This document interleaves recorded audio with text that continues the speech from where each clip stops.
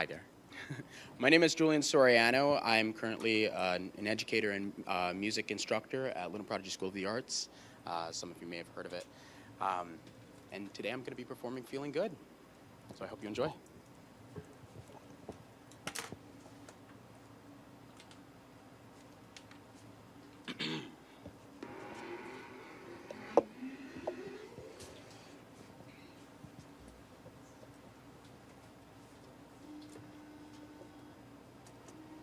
Birds flying high, you know how I feel. Sun in the sky, you know how I feel. Breeze drifting on by, that's how I feel.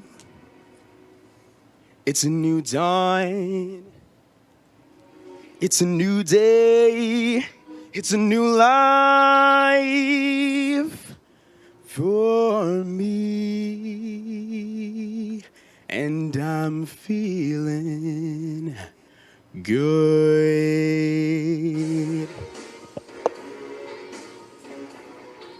I'm feeling good. Fish in the sea, you know how I feel. River running free, you know how I feel. Blossom on a tree, that's how I feel. It's a new dawn, it's a new day, it's a new life for me. And I'm feeling good, yeah. Dragonfly out in the sun, you know what I mean, don't you know? Butterflies all having fun, you know what I mean. Sleep in peace when day is done, that's what I mean. And this old world is a new world and a bold world for me, yeah, for me, yeah. Whoa, for me, yeah.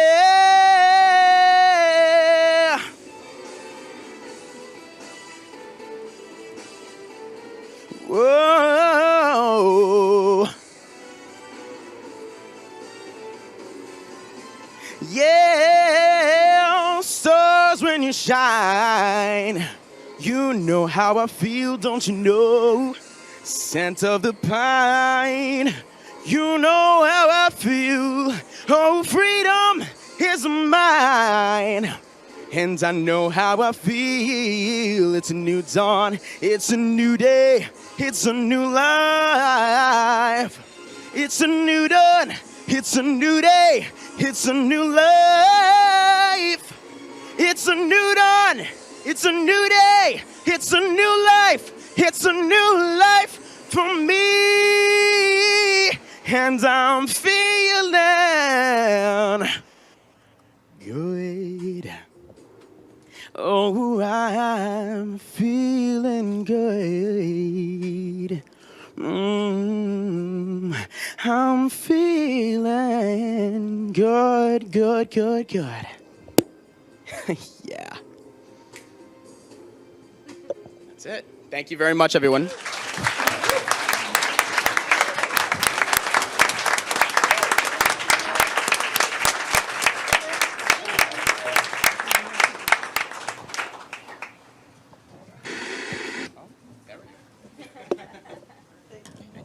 Thank you.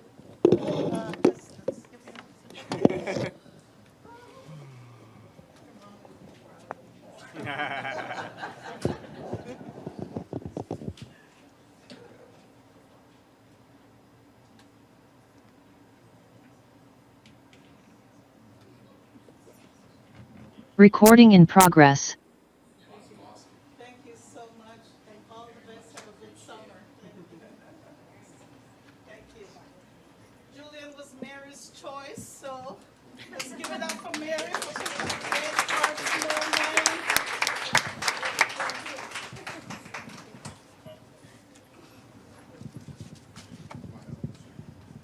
No.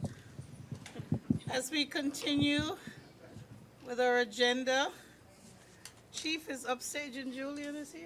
No. He asked if he could sing.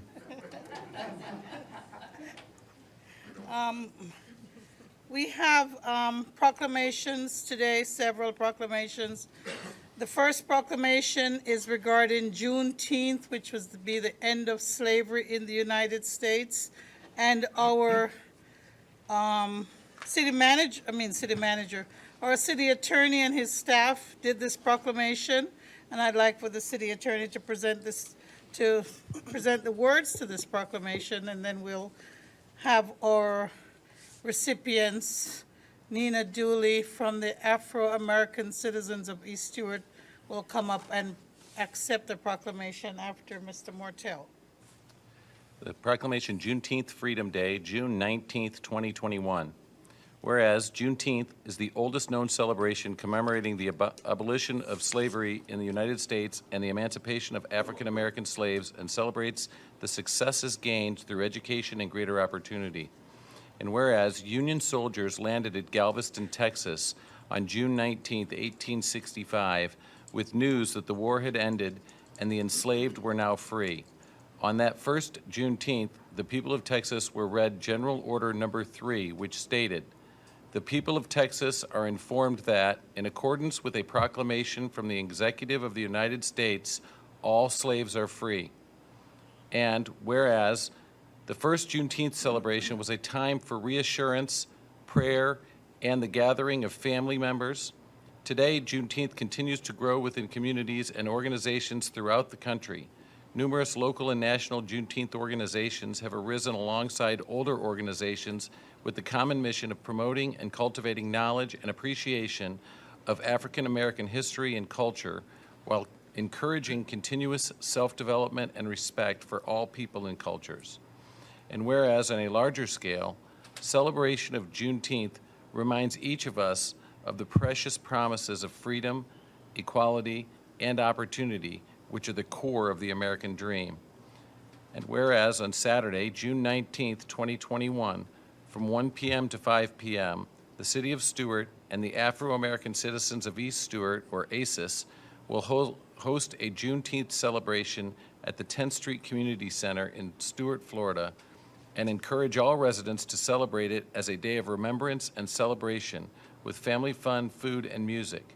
Now therefore, I, Eula R. Clark, Mayor of the City of Stuart, Florida, do hereby proclaim June 19th, 2021 as Juneteenth Freedom Day in the City of Stuart, Florida. Thank you.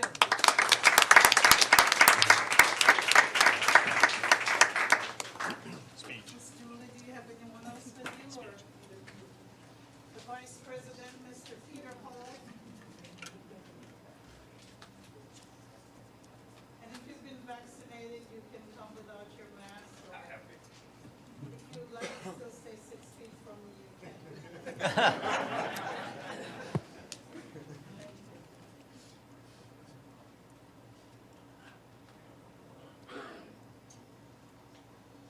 Thank you. Okay, so you have a flyer, you're gonna speak? Or if you have flyers, you can. I don't have a flyer right now.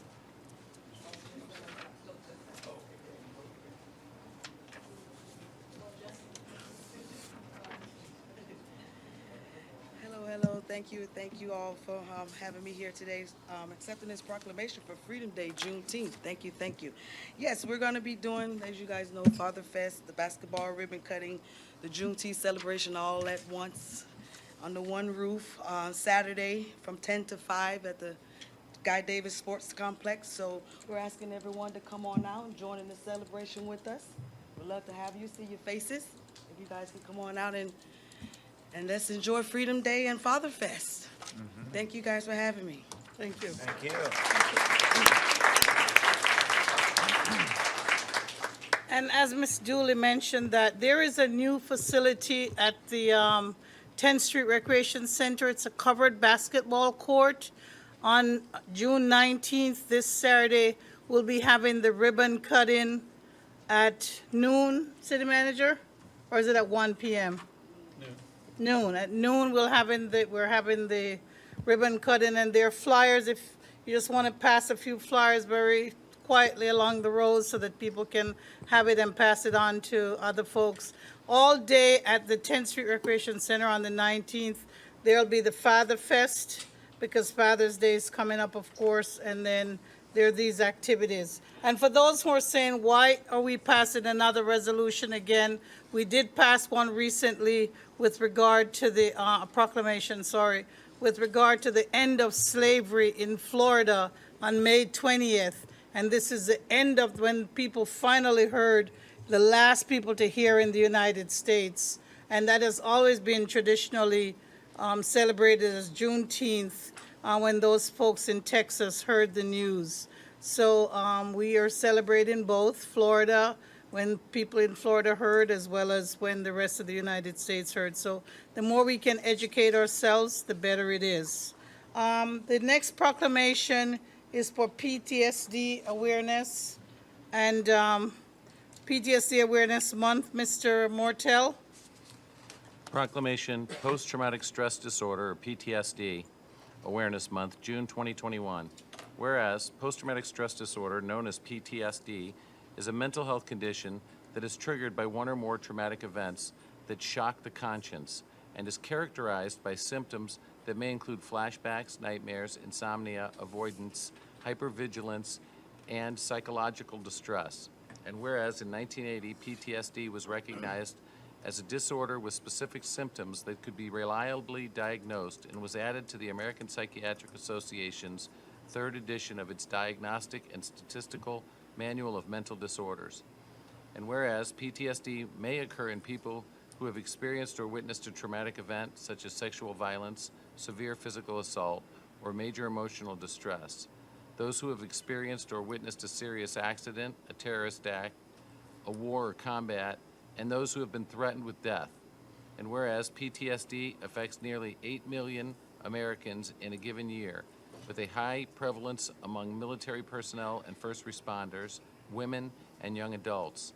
And without intervention, PTSD can increase the risk of cardiovascular disease, hypertension, depression, anxiety disorders, and suicide.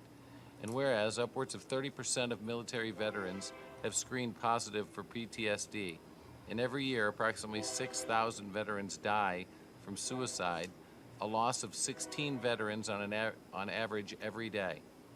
And whereas an estimated 30% of first responders develop behavioral health conditions, including PTSD, as compared with 20% in the general population. And firefighters were reported to have higher suicide attempt and ideation rate than the general population. And it's estimated that upwards of 300 police officers complete suicide every year. And firefighter and police officers' suicides now outnumber line of duty deaths.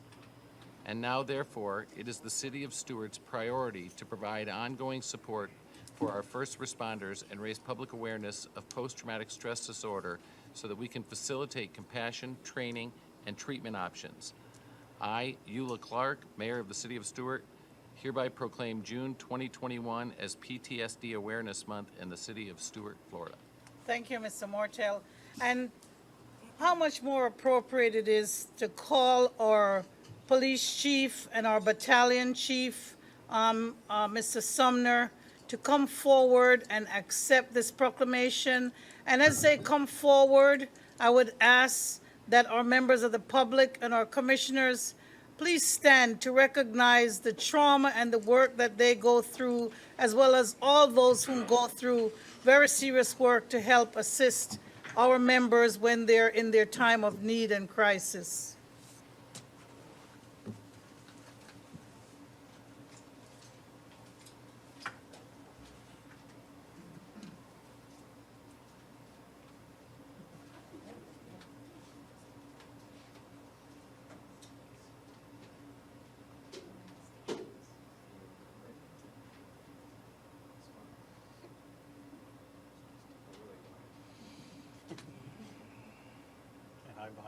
Can't hide behind the mask.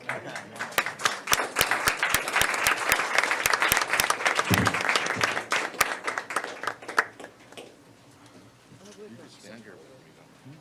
Yeah. Right here. Because your chief's not here. Madam Mayor, Commissioners, thank you for the recognition. For the record, Joe Tuminelli, Chief of Police.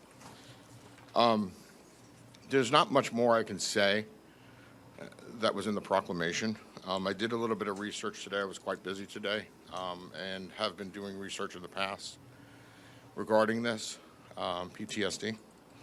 So I would like to read something to you, some statistical data that you might find a little bit interesting. Law enforcement officers and firefighters are more likely to die, and this is said in the proclamation, by suicide than in the line of duty. A couple of months ago, there was some information coming out of New York City where they were having police suicides, and I don't know about the fire suicides, but like one every 2 weeks, a police officer was taking their own life. PTSD is not a joke. I suffer from it, from a single incident. Chief Felicione was actually there when I dealt with that. EMS providers are 1.39 times likely to die by suicide than the public. Studies have found that 17 and 24% of public telecommunicators, my dispatchers, our dispatchers, have symptoms of post-traumatic stress disorder, and 24% of them have symptoms of depression. I would be remiss if I didn't mention our soldiers who see stuff that normal people do not see as first responders as well. They have a very high potential for PTSD as first responders. So I'll leave you with this. If you need to talk to someone, my officers, our firefighters, our staff, anybody in the public, reach out, talk to somebody. We have a good EAP program. I have used it. I'm not ashamed to say that I've used it. And that's why I'm standing here today. I want to thank the Commissioner for the proclamation. And thank you, and God bless. Thank you.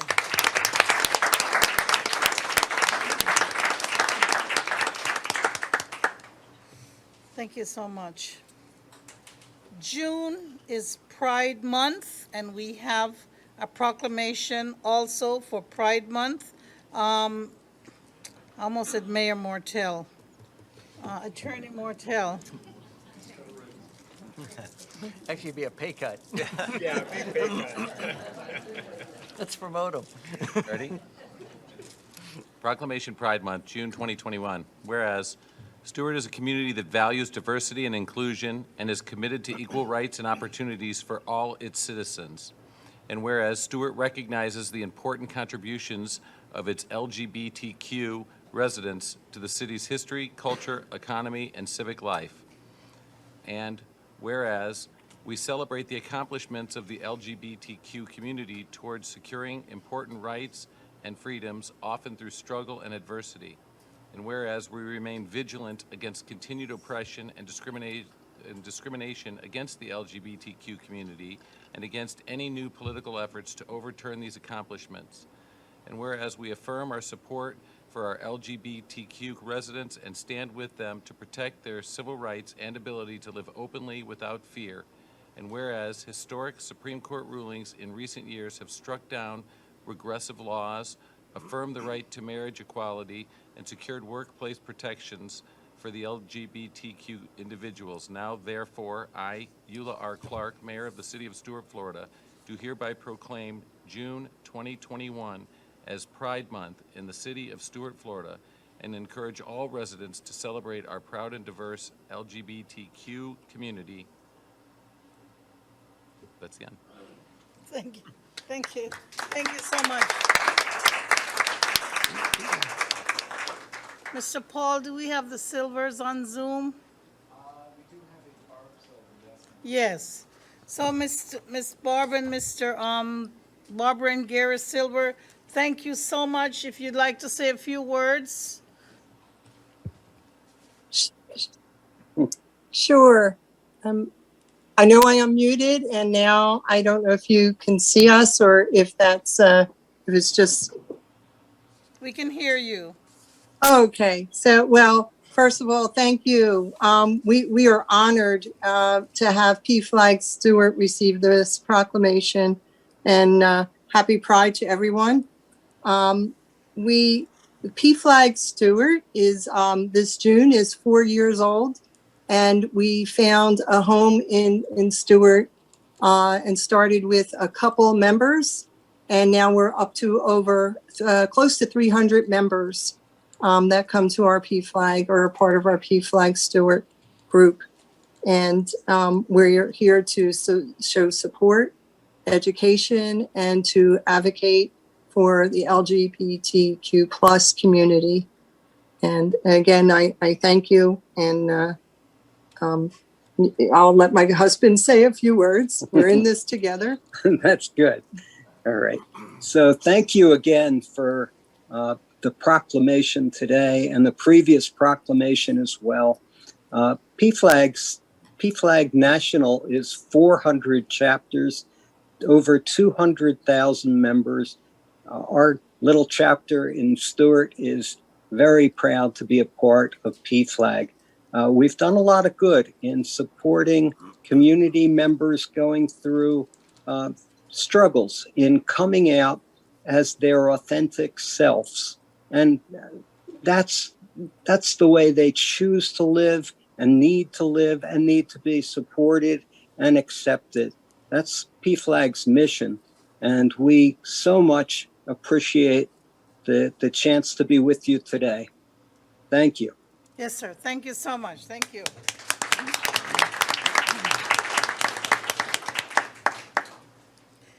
This month is Parks and Recreation Month, and it's also the start of summer. So let's have the proclamation for Parks and Recreation Month. Parks and Recreation Month, July 2021. Whereas parks and recreation programs are an integral part of communities throughout this country, including the city of Stuart. And whereas our parks and recreation are vitally important to establishing and maintaining the quality of life in our communities, ensuring the health of all citizens, and contributing to the economic and environmental well-being of a community and region. And whereas parks and recreation programs build healthy, active communities that aid in the prevention of chronic disease, provide therapeutic recreation services for those who are mentally or physically disabled, and also improve the mental and emotional health of all citizens.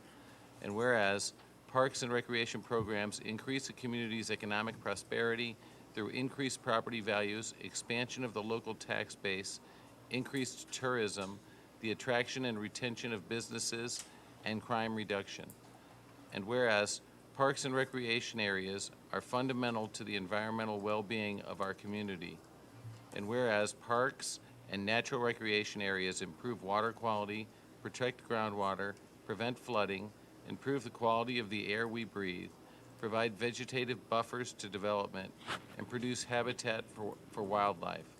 And whereas our parks and natural recreation areas ensure the ecological beauty of our community and provide a place for children and adults to connect with nature and recreate outdoors.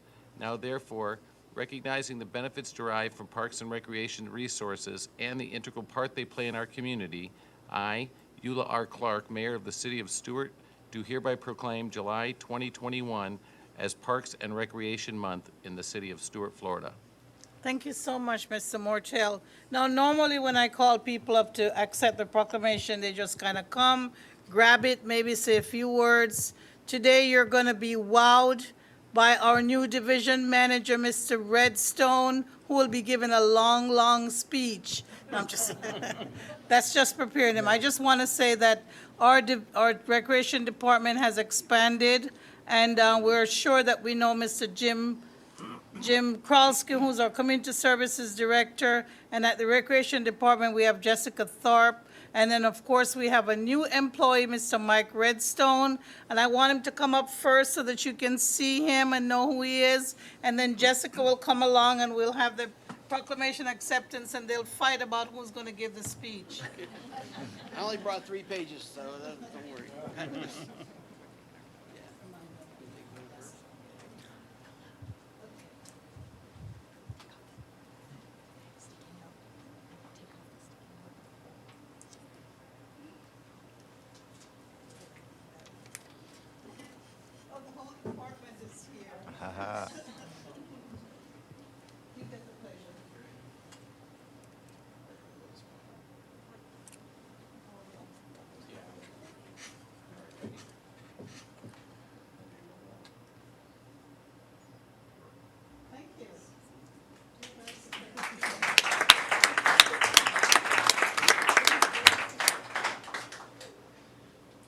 I'm going to turn the microphone over first to Jessica Tharp, and she's going to give you a little bit of history on Parks and Recreation Month. Thank you.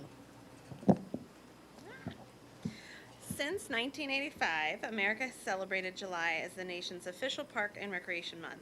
Created by National Recreation and Park Association, Park and Recreation Month specifically highlights the vital and powerful role local parks and recreation, such as the City of Stuart, play in conservation, health and wellness, and social equity efforts in the communities all across the country.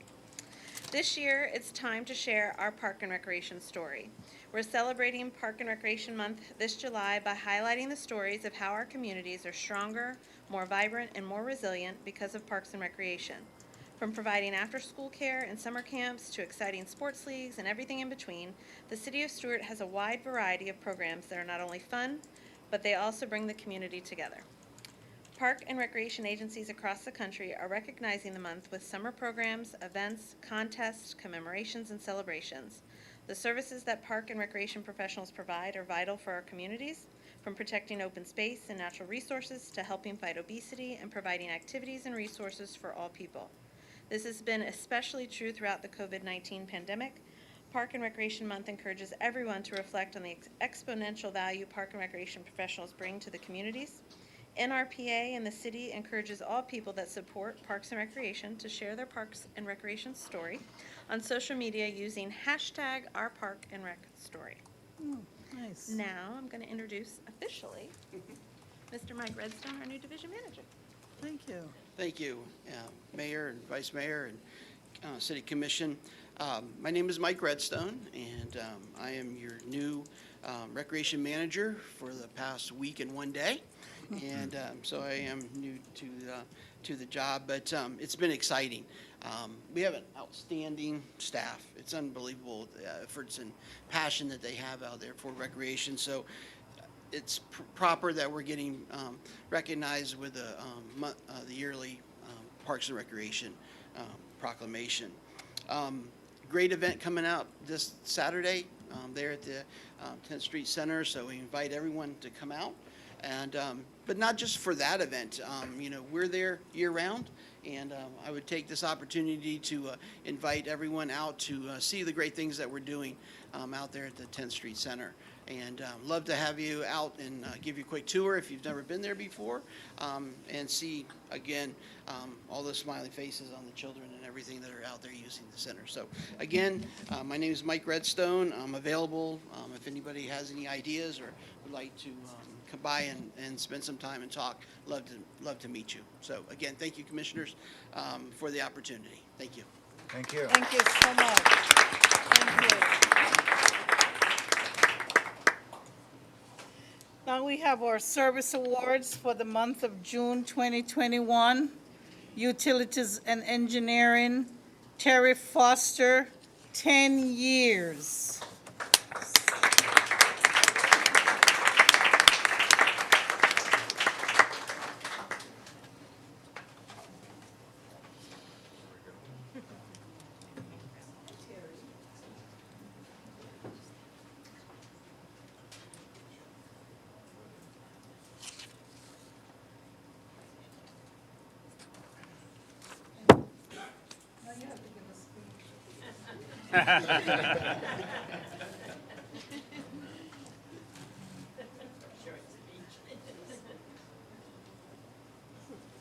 Okay, so we have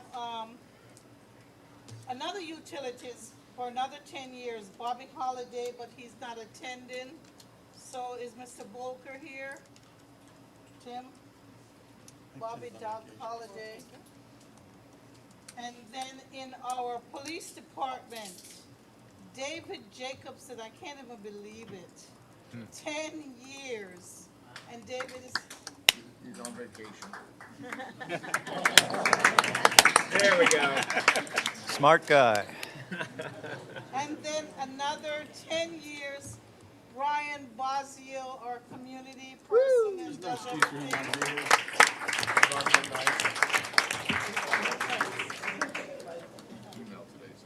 Police Department, Christopher Heidfeld, 10 years.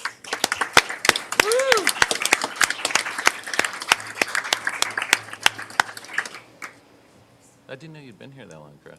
I know.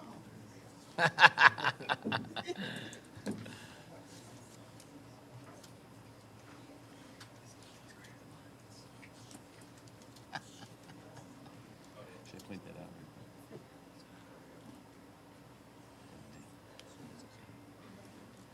Thanks, thank you. And who else do we have? Kenneth Leadham. Oh, he's here. He's here for my job.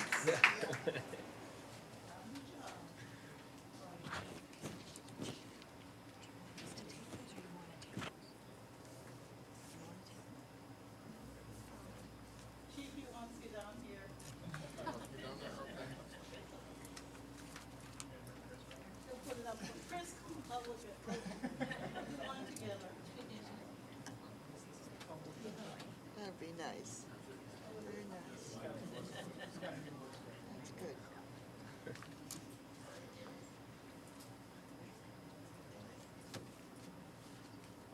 Thank you. So humble.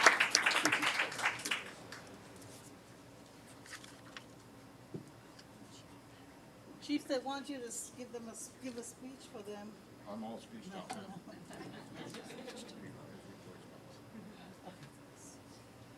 Today we have the employee spotlight, which is a new thing. And it's the development department. So Mr. Nicolosi, you get to announce your special secret employee spotlight. Good evening, Mayor, Vice Mayor, Commissioners.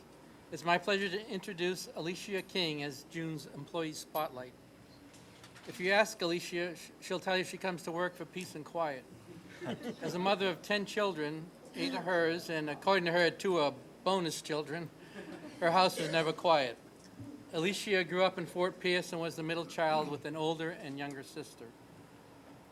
She was always the peacekeeper, she states. Alicia never thought she would have such a large family. 2 was her plan in life. However, her husband always wanted a large family as he only had 1 sibling. It's a blast having such a large family, she says with a smile. Her children range in age from 5.5 months to 19 years old, with 7 girls and 3 boys. Before coming to the city of Stuart, she spent 15 years at the St. Lucie County Property Appraiser's Office as a public service representative and administrative assistant. She also worked evenings at QVC for 16 years until they closed. When she was ready to make the change and try a different government agency, she applied and interviewed with the city of Stuart for 2 different positions. While she interviewed well, she originally wasn't selected for either vacancy. Unfortunately, one of those vacancies was in my department, and I made a great mistake by not choosing her at that time, as she often reminds me. I didn't forget her, though, and when another position opened up, she was the first person I called. Fortunately, she returned and interviewed with the building department, and the 3rd time was a charm, and Alicia joined us in October of 2018. One of Alicia's strengths is her organization. She keeps many lists as it helps to keep structure for her children. This strength spills over in her position as a permit technician. It takes a special person to be a permit technician. Between phone calls, online permits, direct customer contact, there's never a dull moment in her position. Alicia is the type of person who likes to stay busy, and the building permitting department keeps her hopping.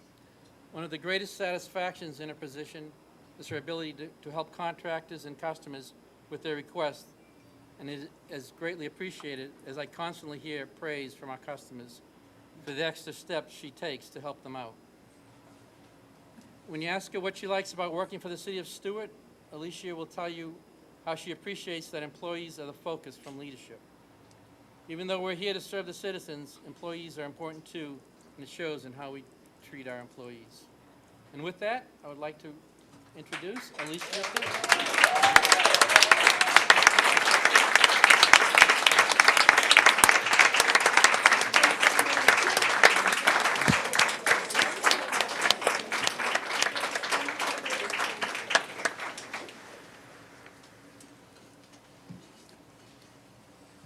I hope there's a Publix gift card in there for all that groceries you got to buy.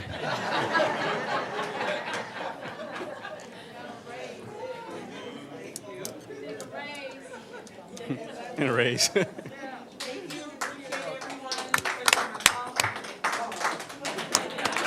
right.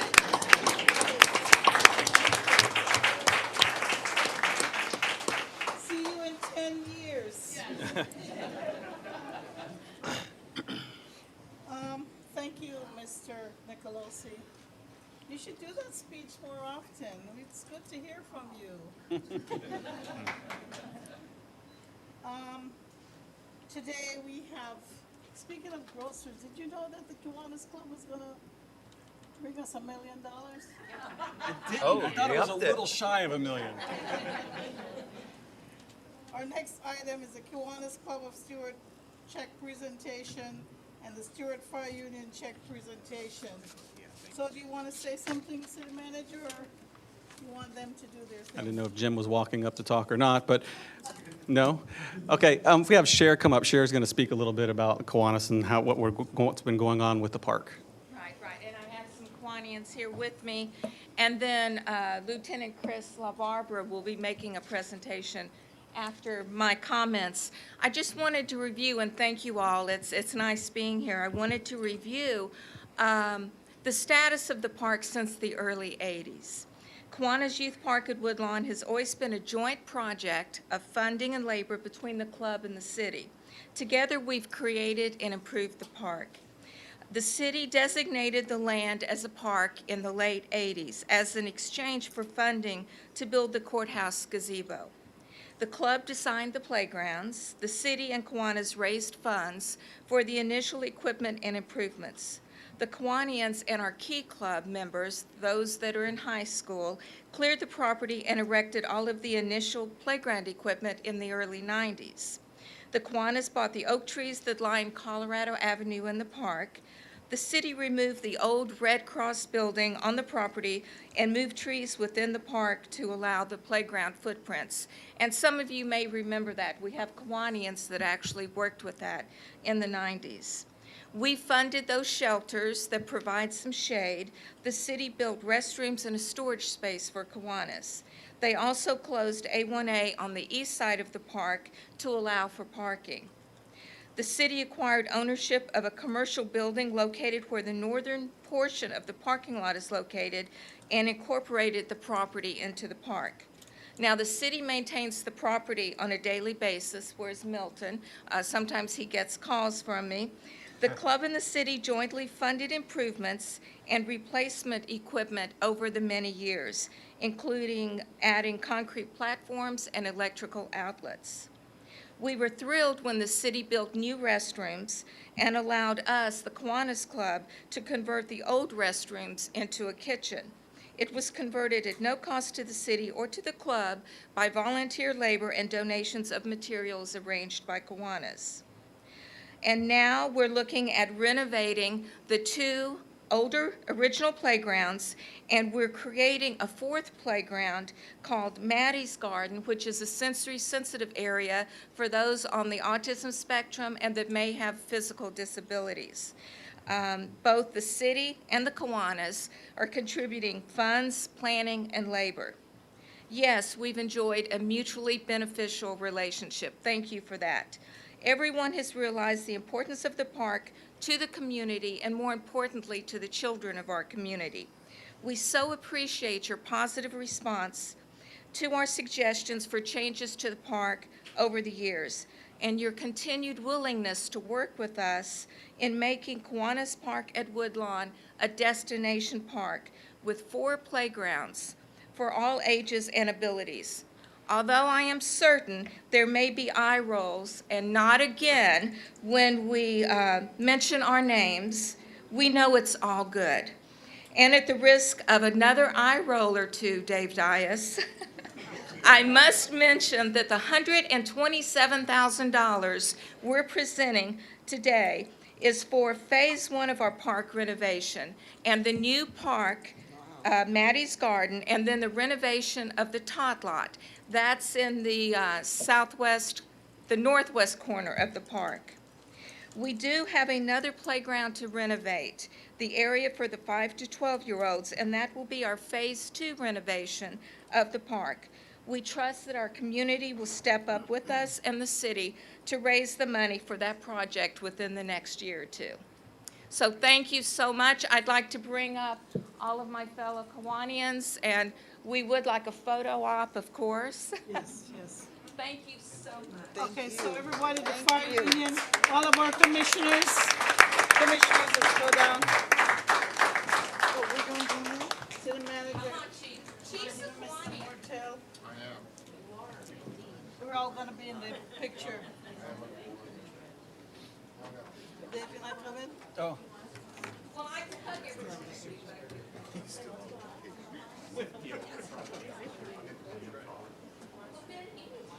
Oh, no, I'm okay. I see so many that are just so involved. His face. Are we all in? Almost. Might have to, actually, yeah. Let's hear. Just get there. I think we're good. All right. No mask now, so you can smile. Close enough. I do have the real check.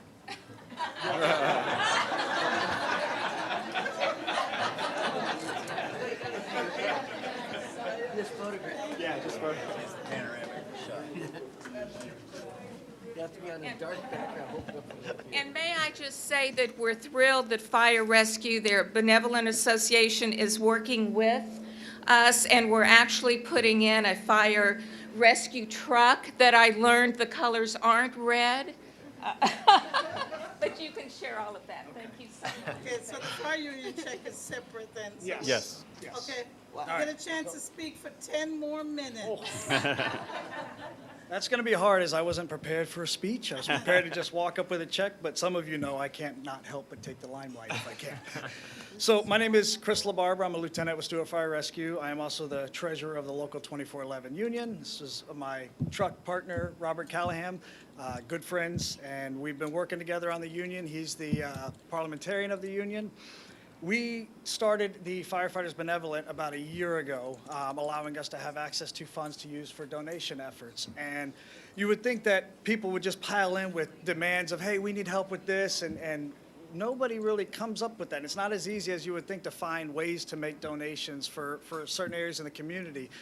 So we all talked together, and one of the guys brought up maybe we can do something at one of the local parks, and I'll have to admit I was a bit naive. I did not realize how expensive that stuff was. So when we decided to put together a certain amount of $7,500, I said, well, how am I going to figure out who do I give this to? So I went and met with David Dice, who always has an open door policy. I've been bothering him quite a few times over there. And he had it worked out perfect. Kiwanis ended up having to do their thing right about the same time. And he said, why don't you guys piggyback with that? And I thought, well, our 7,500 should do a big playground, until I realized we might be able to get about 5 bags of mulch with this. Yeah, but it was great because we were able to add on with Kiwanis and work with them. And I've been working with Sheriff for a little while, and it's been a fun and unique experience. And I do have to say, like I said, not a lot of things come to us about what to donate to. I went and me and Nick Testa, the president, met with a couple of the commissioners recently, and Madam Mayor Clark brought up an issue with the local community thing, and we have one of our guys who is friends of the family, who has reached out to that family whose house burned down about a year or so ago, and we're looking at seeing what we can do to help them. So anything that happens in the city that can use a benefit that the fire department can be a part of, we just have to find a way to get that funneled to us. So as you all hear this stuff, find a way to reach out to our fire chief, who can send it to us at the union, and we can try to all work together on doing different donations and helping out. So this is our first big donation. We did one to the breast cancer awareness run that happened not long ago, and now we're doing this, and we're ready for helping some more. So we got this check. Thank you, everybody. Let's do it again.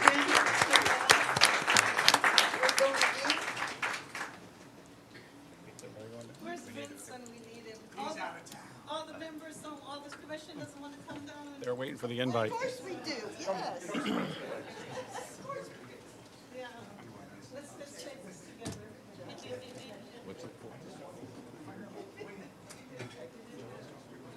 And Lieutenant, I don't want to put you on the spot, but will you share about the doghouse that we're actually customizing?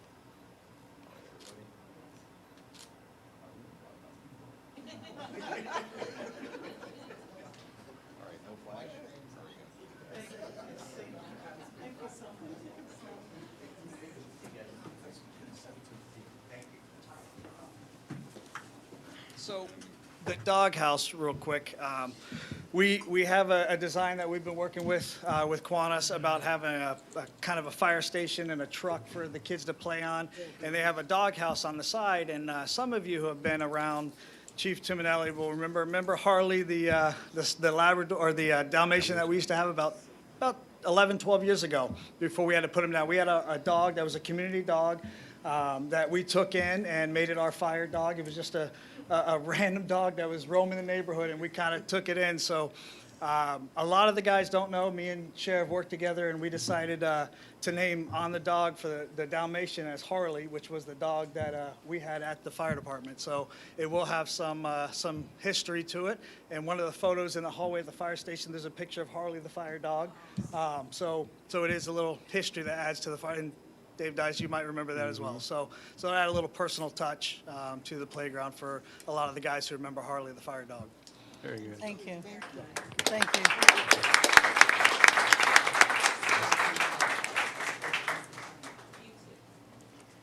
Thank you. Seems like we get a lot done in the city of Stuart, but we hope that they'll get some things done in Tallahassee. So let's hear from Mr. Hogarth about our 2021 Florida legislative session recap. Good evening, Commissioners. Ben Hogarth from Community Services Department, for the record. I'd like to declare that the fun part of the meeting is over. So this is, what I'll try to do is, I'm not going to read from every slide, so no death by PowerPoint tonight. What I'll do is try to give a very brief synopsis of some key bills that passed this year, both good, bad, and indifferent, and then certainly any questions you may have. If there's anything we need to get more information from, I'll be happy to at the end of the little presentation to do that for you. First and foremost, we had some priorities that we adopted and the Commission adopted last year. One of those was our third request for money from the state for one of our water projects. In this case, it's the Alternative Water Supply Project. We actually got that request. It passed the governor's veto as well, so there was no veto on the funding. Our legislators helped to get that passed. To date, we have $1.75 million, almost $2 million just for that project alone, and 3 years of funding requests from the state. So that's a big deal. So I think that's a great success for the city. And certainly we can probably continue to ask for more for it as that project continues. On the right side of the slide are all the, I think there's 7 there, different priorities that we had this year. There's some wins here. Then in the case of sustainability and the statewide regulation of PFAS in water, unfortunately that wasn't addressed in the legislature this year. That was a criticism of Tallahassee, that needs to be addressed relatively soon, especially with some federal changes to the PFAS and water coming down the pipeline. I'll start with a couple of the bills that failed that we were actually happy that did not pass. One I kind of caught a little bit halfway through the session. It was called Matters of Great Governmental Concern. I guess I should put a little bit of an asterisk here. If you see CS for CS at the top, I specifically retained that just so that everybody could see where a bill was amended significantly. So every single time you see CS, that just means it's a committee substitute. The more CSs you see is the more times it was substituted with amendments. So as you can see, this was one of those bills that definitely went through a lot of the committee process. Essentially what it would have done was give the Attorney General of the state sort of the authority to pursue, and this would include not just the lawsuits themselves, but also any awards or from the conclusion of those suits relating to specific economic loss that's substantial, that harms I think it was 15 was the number they settled on, governmental entities in the state. So the reason this was bad for us was we actually have ongoing litigation, multi-district litigation for specifically PFAS contamination and water supply. Now, obviously, we've spent over $2 million. Dave Peters, Tim Volker, and the Public Works team spent a lot of time solving that problem. And certainly, we're trying to recoup those losses. This bill would have given the full power of the award and who that goes to and how much to the Attorney General. And also the lawsuit that we have in process, full control of that suit would have gone to the Attorney General instead of us. So that would not have been very good. It certainly takes away home rule. And that's sort of the theme that we see for the rest of the legislative session, is that home rule under attack. Madam Mayor, can I add a little color to this? Okay, thank you. I just want to make sure everyone is aware that our Representative Oberdorf was one of the sponsors of this bill. And after a legislative recap that I just went through, I understand that he does intend to file it again next year. So I think that this is an important bill that we should get our arms around with him. I know we had a little back and forth with him about another bill that he filed this year that would have impacted us. So, I continue to work on behalf of the League of Cities. I think all of us, though, ought to kind of deepen our relationship with the representative and really let him know how these bills are going to affect us so that he understands, because I don't think that he might always understand. Just real quick, I had a few back and forth with Representative Overdorf when this bill was going through, and explained to him our distinct situation, which he understood. And while the bill was going through committee, he went to the Attorney General's office and was requesting a specific exemption for the city of Stuart for our specific litigation. But he is aware, but it would definitely help if commissioners also reached out and spoke with him about it. Thank you. Mr. Grolsky, Mr. Hogard, continue. I'll move on, but it's a great point. It is definitely going to come back in the future and something we need to think about. Another bill, it's not a huge deal for the city of Stuart, but again, this is sort of kind of the assault on home rule. Vacation rentals keep popping up year after year. This one again died in committee. There were two different bills, one certainly more extreme than the other, and as you could tell by the amount of CSs that are there. More or less, this just died in committee, but we will see it next year. If anyone has any specific questions about what the legislature is trying to deregulate or preempt, let me know. I'd be happy to answer that anytime. But it's something we've seen year after year. And then bills that passed. This is probably the most controversial bill for the year. There was so much that went into it. I'm not going to cover nearly most of what was put in there. Just to give a couple of examples of kind of unintended consequences that could have come from it. Combating public disorder, you might have seen this in the news referred to as the anti-riot bill. Certainly there's a lot of provisions in there that increase sort of the misdemeanor, felony nature of whatever the acts that are being considered.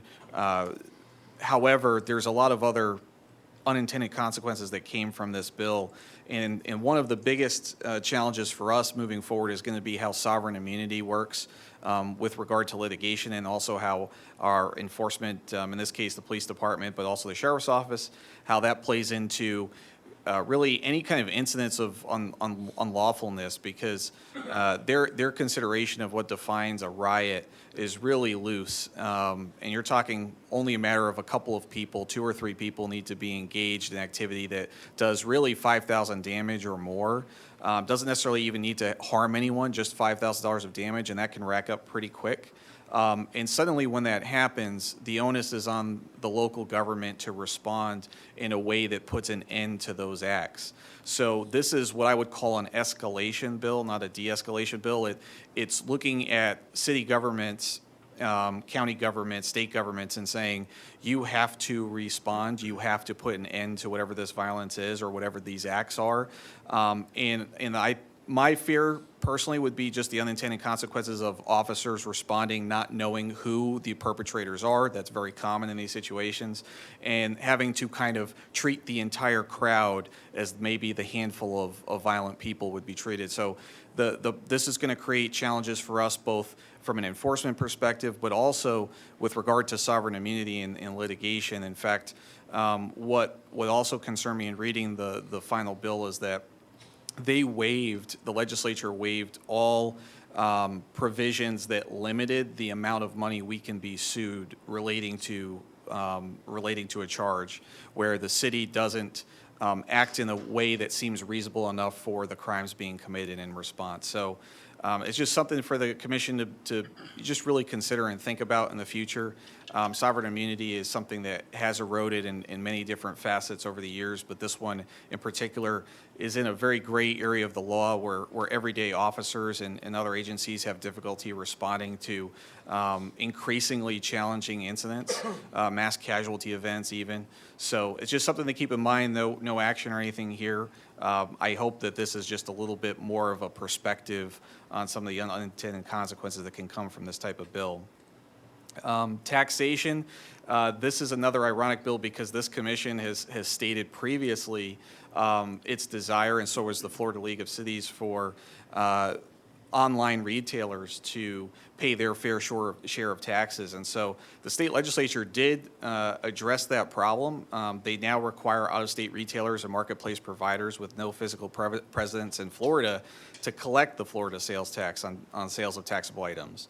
So that's a good change. Unfortunately, we're not going to really see the benefit of it. What the legislature went and did is they took the monies that would be collected in that, and they said the first thing we're going to do because of COVID-19 is put back into the coffers unemployment compensation trust fund the monies that were kind of spent on some of that reserve allocations for the past year. And then what they did is in perpetuity, they said once that's paid back, the windfall of all that's going to be dropping the commercial real property tax down from 5.5% down to 2%. So all the monies and revenues we would have gained are now just going to a tax break for commercial property. So the city of Stuart, I don't see any benefit here for us. It's just something we supported. We just didn't get the benefit from. County and municipal code enforcement, not a super important bill, but I did want to point out these are the kinds of things that we have to keep our eye on in the future. What this does is, and we have, and this is also for the benefit of the public who might not know, we have this government outreach program. You can go online if you see something wrong code-wise, a sidewalk with a crack in it that needs repair, that sort of thing. You can go online and alert us, and staff will then hopefully fix that and resolve that issue in a short amount of time. In this bill, county and municipal code enforcement can no longer investigate situations where, either law or violations of city or county codes are affected when the person who's reporting it is doing so anonymously. So that's very challenging because a lot of code enforcement related are done so anonymously when they're complained about. So it's going to be I don't know how that's going to look for our code enforcement. It's something that we need to talk about internally. But again, this is just another example of preemptions at the state level affecting us at the local. This bill was talked about a lot. Impact fees, as you can see, 3 different committee substitutes. This bill, as bad as it ended up being, was much worse when it was first filed, in the language that was first filed. I have just a handful of bullet points up here that just kind of explain the limitations now of local governments and what we can actually, and when we can pass impact fee changes. One of the last bullet points there, an impact fee may not be increased more than once every 4 years. Not that the city of Stuart, not that Martin County necessarily need to do this every year. It's just, again, they're limiting, the state legislature is slowly eroding our ability to make those decisions for ourselves. So there's a lot more that went into this bill that was not good for us. One of the things that the bottom says, a local government may exceed these limitations if we complete a demonstrated need study. So they did provide this additional language and provisions that allow us to kind of get around these rules. But again, when you're working cooperatively with other governments, it's as challenging as it is already. This just makes it a lot worse for us. The Florida Building Code, again, something that might sound, the bill itself might not sound so harmful. However, let's look at the language. I mean, it prohibits local government from requiring a contract between a builder and an owner as a condition to apply for or obtain a building permit. Not saying that needs to happen often. It's just, again, they're removing our ability to change this as the need arises. And if you look at the third item, the bill amends the Community Planning Act to prohibit local governments from adopting land development regulations that regulate specific building design elements. So I could think of a city like St. Augustine. They're renowned for doing this, for keeping the historical nature of their city intact. And in fact, they even require, I don't know if anyone knows this, if you visit during the holidays, they actually require all of their businesses to put up lighting and light the whole city. It's a pretty interesting way that they attract people also to the downtown up there. And it's just something to keep in mind that, again, this is more encroachment on local government ability and communities to decide how they want to live their own lives and how they want to manage their own community. Home-based businesses, not a really important bill, but again, here we go. Home-based businesses, they're preempting the state, I should say, preempting to the state the ability to regulate any kind of home-based business with limitations. We're talking a couple of employees that might not live at the residential property. Let's say you do, you're a realtor or whatever else. This is saying that the local government is out as far as regulations of what's allowed to happen at that address. They did, although I didn't put it in the slide, they did provide some protections for traffic control and other local government, just to make sure the business outside doesn't get out of hand. That was retained for us to manage. This is the Burt Harris modification bill for the year. I should have probably said this earlier in the presentation. Not all of these bills, although they were passed by the legislature, not all of them have yet to been signed by the governor. I haven't seen any of them vetoed yet, but they still haven't been signed, and so we have to go through the rest of June to find out if they do or not. In most cases, probably yes. I'm going to skip right to the quote at the bottom because I think that quote from an actual staffer in Tallahassee described this bill perfect. It said, all land use regulations would be second-guessed by local governments. And so, someone might say, hey, that's good. We should three times guess it. But what that person was referring to was that everything that we do now regarding whether or not an action is taking on a property or property owner, that already has public processes in place. That's why we have these commission meetings in public. That's why we have code enforcement meetings, advisory board meetings. All of that is now kind of second nature to these new requirements that they're putting onto local governments and what we can actually manage, and how people are able to manage their own properties and what they're able to do with their properties. And you're going to see how this bill ties into some of the other bills that the legislature passed this year. It's sort of almost unfettered access for property owners to do what they want on their property, and now putting the burden on local governments to illustrate how a policy decision or change that we want to make is not going to affect them. And so one example is, I believe it was 180 days previously, a claimant would have must notify the government before filing an actual action with the court or whoever else. They dropped that down to 90 days. So they're giving local governments even less time to be responsive to complaints from property owners. And that's a challenge because some of our processes might take 3 months. 1 or 2 ordinance hearings, for example, or code hearings. So there are a lot of challenges that are going to come out of this bill, and there's going to be a lot more discussions, I'm sure, with the League of Cities in the coming months as we do our annual conferences and conventions there. And I didn't want to spend too much time on any one bill. If any commissioner has any questions about these, we could certainly talk later on. Growth management. This may seem simple because even though we have small-scale comprehensive amendment policies in our comp plan, what the legislature did here was they increased what counts or would constitute a small-scale comp plan from 10 acres to 50 acres. It might not seem on its face to be something that's inherently bad. The problem is that when you start to look at environmental regulations, the criticisms of this bill, and I think they're warranted, is that a lot of homeowners or property owners, specifically property owners for commercial property, would just be able to kind of avoid environmental regulations just by simply going from what they had before to the new regulations without any public process in between of review.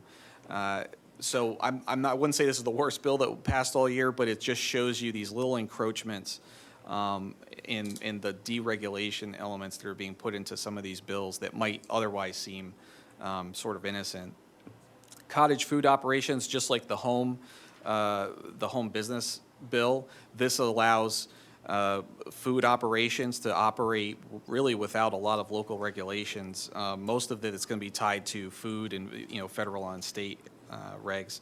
Didn't want to spend a lot of time on this one. I just wanted to illustrate again that these are the types of bills that were passed this year. So it was an extraordinary year for home rule, but not in a good way. 1080, tobacco and nicotine, we passed or adopted our own resolution and ordinance earlier. This is just the state finally codifying theirs. It's a change of the sale of possession of tobacco products from 18 years of age to 21 years of age. There are a handful of preemptions that are in here. It's just something that later on staff is just going to have to compare that to what we passed and see if there's anything that needs to change. Transportation. I don't believe I took any notes for this one. Nothing special. Again, I just wanted to illustrate that not every bill that passed this year was totally bad for us. This one allows the city government to abandon roads and rights of way in a whole residential subdivision plat simultaneously. So it's something that we've talked about recently is abandoning roads. So this is just an additional tool in the tool chest, depending on the nature of what that is. And I think this is the last major bill on the list. I just wanted to point out anchoring limitation areas. This is not an issue that's been that big lately, but it is something historically the city has and Martin County have had to deal with. This is actually a positive bill, I think, for the most part. It allows the county government, at the very least, to establish new anchoring restriction areas, especially near residential homes where docks and other access points are. So not to say that that's a need right now, but it is an additional tool, so that's nice that that wasn't completely preempted. And then two constitutional amendments that passed this year for everyone to be aware of for the next election. One is really significant. That's the first, abolishing the Constitution Revision Commission. We just went through that. Constitutionally, the state is required to do that every 20 years. It is separate and distinct from a citizen-led effort. Those happen all the time as well. And certainly the legislature can always, like this bill, propose constitutional amendments. What this is the legislature eliminating one of those avenues to amending the Florida Constitution by removing the 20-year commission convention and saying it's only these other two options. So that's something you will see. Although it passed, it's important for the public to recognize that's something they will be voting on in referendum in the next election. And the same goes for the one on the right. This has to, I don't know, and something I'll certainly have to talk with our building official and maybe Mike about as well. This limits the assessment of real property, the actual assessment of real property relating to any kind of increased valuation that stems from, and this is where it gets a little bit in the gray area, but what stems from an improvement of the property's resistance to flood damage. So I don't know if that's only specifically to improvements that are made on that property or improvements made, let's say, to adjacent or adjoining properties that could be public property, could be a public improvement. What this is saying is that the assessment valuation of that home cannot increase based on those improvements as a result of their resistance to flood damage. So it's sort of a wash when those improvements are made. And, I guess the concern would be, would that limit anyone's desire to improve their property? And then I put up a handful of miscellaneous adopted bills this year. I have notes on all of them. Happy to answer if anyone has questions. I just don't want to bore everyone any longer on all those details. Thank you. Fantastic job. Thank you, Ben. Thank you for going to Tallahassee for us and keeping up with the news. Do any of our commissioners have any questions regarding the legislative recap? Okay, Ben, you can always, you're always available for the public to contact you to get anything. And we're gonna go straight to comment by commissioners, and I'm not making my comments yet, but I just wanted to say, Mr. Mortel, and city manager and our commissioners, I don't know if it would be worth it to, sometime in the early fall to start thinking, since home rule has been so attacked by our legislature, that we need to either have some kind of a session or something to talk more about home rule or what we can do. And I don't know what the Treasure Coast League is doing, but we just need to, I don't know, are we just gonna react to things, or what can we do? But anyhow, maybe we can get Mr. Mortel to help us through on something, but, yeah, Mike? I was going to touch on that in my comments. Oh, in your comments, good, good, so we're thinking alike then, good. Somewhat alike, I'm not sure yet. I don't know. Wait till I talk, we'll see. Okay, comments by Commissioner. Commissioner Bruner? Commissioner Bruner? I just wanted to say, every time I go down Palm Beach Road on 18th Street where the homes were, that piece of property was so ugly, and I don't know what all was going on at nighttime there, but now, did we have anything to do with that? It's a county, It's just so beautiful now. Every time it's mitigation just money. amazing. Just authorizing it. Pardon? We just authorized it because it's our right-of-way in there. It's Yeah. very, But it was the airport money, FAA money. I'm really glad to see what they've done. And that's it, thank you. Thank you, Commissioner. Commissioner McDonald? Well, just a couple of things. One is glad to see that the locks are still closed and that we're not getting the discharges. I did understand, I was told by John Uden with the Marine Industries Council that the actual locks for moving the boats is going to be closed for 3 months from January through March for renovations.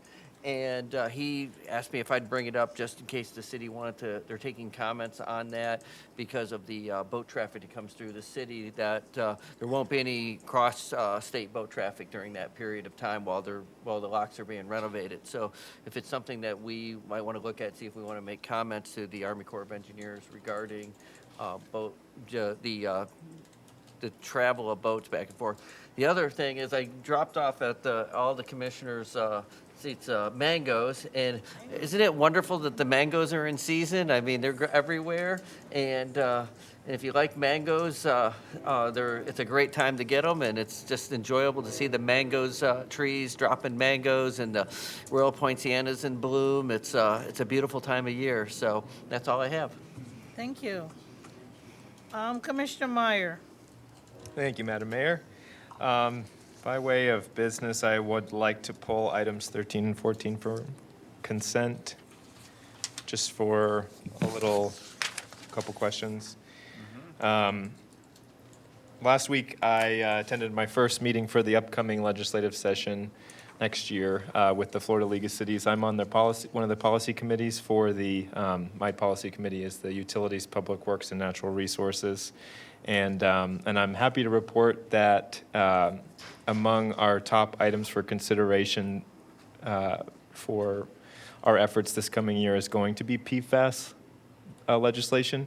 The League actually helped write a bill last year that was filed this last session, and it didn't really go anywhere. But at least, as some of you may know, some of you out there may know, oftentimes it takes many tries before a bill is actually passed. As we saw, several failed, and we know they'll be back, and they might pass next time. So that's heartening, but the League is going to give it a good push, continue to push for PFAS legislation, and it's a blessing and a curse. Stuart is a prime example. We're always sort of seen as a leader. I wish we weren't, but we're a kind of a leader in what's happening with PFAS. So I always have the unenviable position of describing to the rest of the folks in the room our experiences with with PFAS. But it's good to see that the state is coming together, local cities are coming together and going to be asking the legislature to get the ball rolling and helping us. And that's one of the reasons I wanted to pull item 13 specifically, was to talk a little bit more about that, but I will when we get to that item. I also wanted to thank Vice Mayor Matheson for his comments at the Water Management District meeting. Really, you're always doing great. I love how you speak on behalf of us and our residents, and I thought your words were powerful, and I'm glad that you're keeping up the fight. I'm sure you'll speak about that a little bit too. Yeah. And then I just wanted to also mention another item that came up that I think is a good illustration of sort of the erosion of home rule. And at this last meeting, Scott Dudley, who's the Legislative Affairs Director for the League, he put it in a really good way, in a way that I hadn't heard of it before. So often we say, what happens in Tallahassee with our legislators is that they're eroding home rule away from us, from the commission, from the local government officials. And that's true because we're trying to create rules for our own community that our residents want. But the truth is, it's not that the legislators are eroding our control, they're eroding our residents' control. And that was such a light bulb moment for me, because we are trying, and I know sometimes there are some issues that we're going through that not everybody agrees with, and that can get kind of contentious, but overall, it's our role here to represent our community in how we make our local ordinances and our local building codes and design standards, and how we affect our city, and that's on behalf of our residents. And they can elect us and kick us out of office. And up in Tallahassee, they're taking the power away from our local residents. And so I thought that was a great way to put it, because that's exactly what we're fighting against. It's not we want to be in control, it's we're trying to do the bidding of our residents. So one good example is what everybody was looking at and calling the gas station bill, which did pass, and it's a preemption on local government's abilities to regulate gas stations. And this came out of nowhere. In fact, looking back through the committee meeting, finally, this bill was brought before committee, and one of the legislators looked around and said, why are we even looking at this? Who's preventing gas stations from popping up in the community? And it was sort of everyone falling over themselves to say, well, somebody was talking about it in California. And so now we have a law, well, it may be signed, hopefully it won't, but we have a bill that will likely be signed that limits our local ability to regulate a gas station from being in similarly zoned commercial properties. So that's a prime example where our hands are ever more tied. If a parcel of property is zoned commercial, we won't have the ability to say no to a gas station there, even if it really doesn't make sense. And then as far as bringing in the league to talk about advancing our interests ahead of next legislative session, Scott Dudley, who I mentioned before, who put it so well that the legislature is taking away our citizens' control of their communities. He is entering a new role with the league and is looking to come to local municipalities and work not come and present at a city commission meeting, but probably ideally go to the local churches, go to the Kiwanis Club, go to the local civic organizations and speak to the membership there. So I'll be organizing that with staff, and please, anybody, members of your groups, send them my way, and we'll be hopefully have Mr. Dudley come and present, so we can get an idea of what our community wants and what we'll fight for next session. And that's all. Thank you. Thank you. Vice Mayor? Thank you, Mayor. And excellent words, Commissioner Meyer. The home rule is incredibly important. You might not always agree with us up here, but we're the smallest level of government, the one closest to the people, and all of us are trying to reflect the decisions of our friends and neighbors here in the community. I'll try and be quick, but I do have a few things. First, I'd like to thank the entire team of employees at the City of Stuart. the work that you do every day helps make the city of Stuart special. And even though Employee Appreciation Week is over, please know that throughout the entire year, you're appreciated by residents and commissioners, not just during Employee Appreciation Week.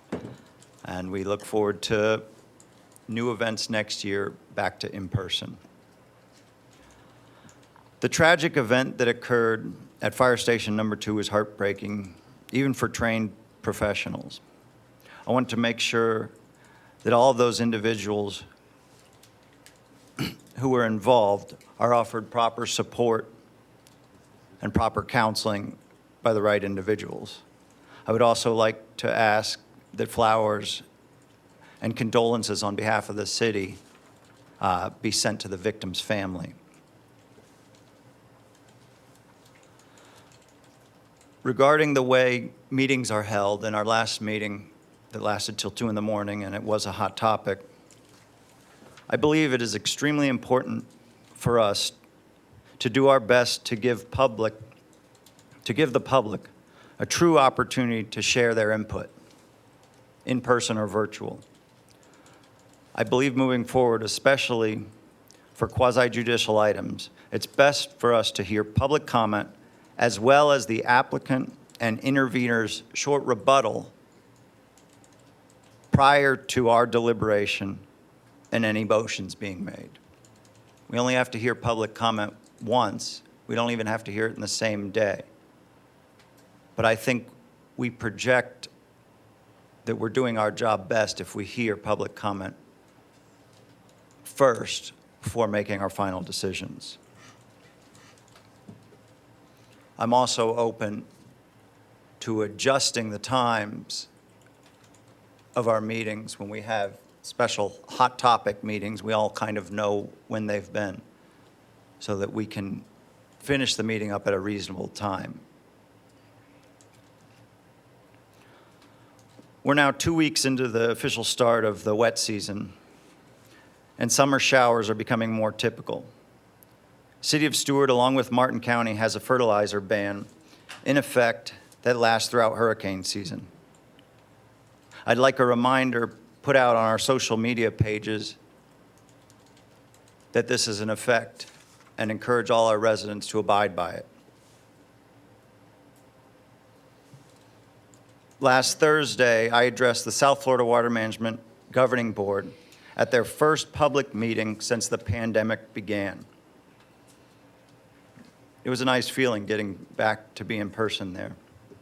I discussed our current stance on LOSUM, as well as the harm with no benefit Stuart residents received from Lake Okeechobee management. I'd like to thank all my commissioners for trusting me with this task and giving me the ability to advocate on behalf of our waterways. One of my major takeaways from the district meeting was that the month of May for 2021 was the 6th driest on record since the early 1930s. Let that sink in. The 6th driest on record since the early 1930s. While we're still in a dangerous situation with numerous toxic algae blooms in the lake and canals, and our neighbors to the south can't drink their water because they depend on the lake for it, and it's toxic, we are in a significantly better scenario than we thought we would be in the early spring, and we have Mother Nature to thank for that. If our May was like last year, we would probably have toxic water in the St. Lucie already. Along the lines of water quality, Florida has seen a disturbing number of manatee mortalities this year. Since January of this year, 782 manatees have died across the state. Many of those deaths have occurred in Martin County. The past 5-year historical average for the state, for the annual average, is 306. So we're well past double that, and we're halfway through the year. In 2017, U.S. Fish and Wildlife changed the status of manatees from endangered to threatened. This adjusts the protections as well as the funding the species receives.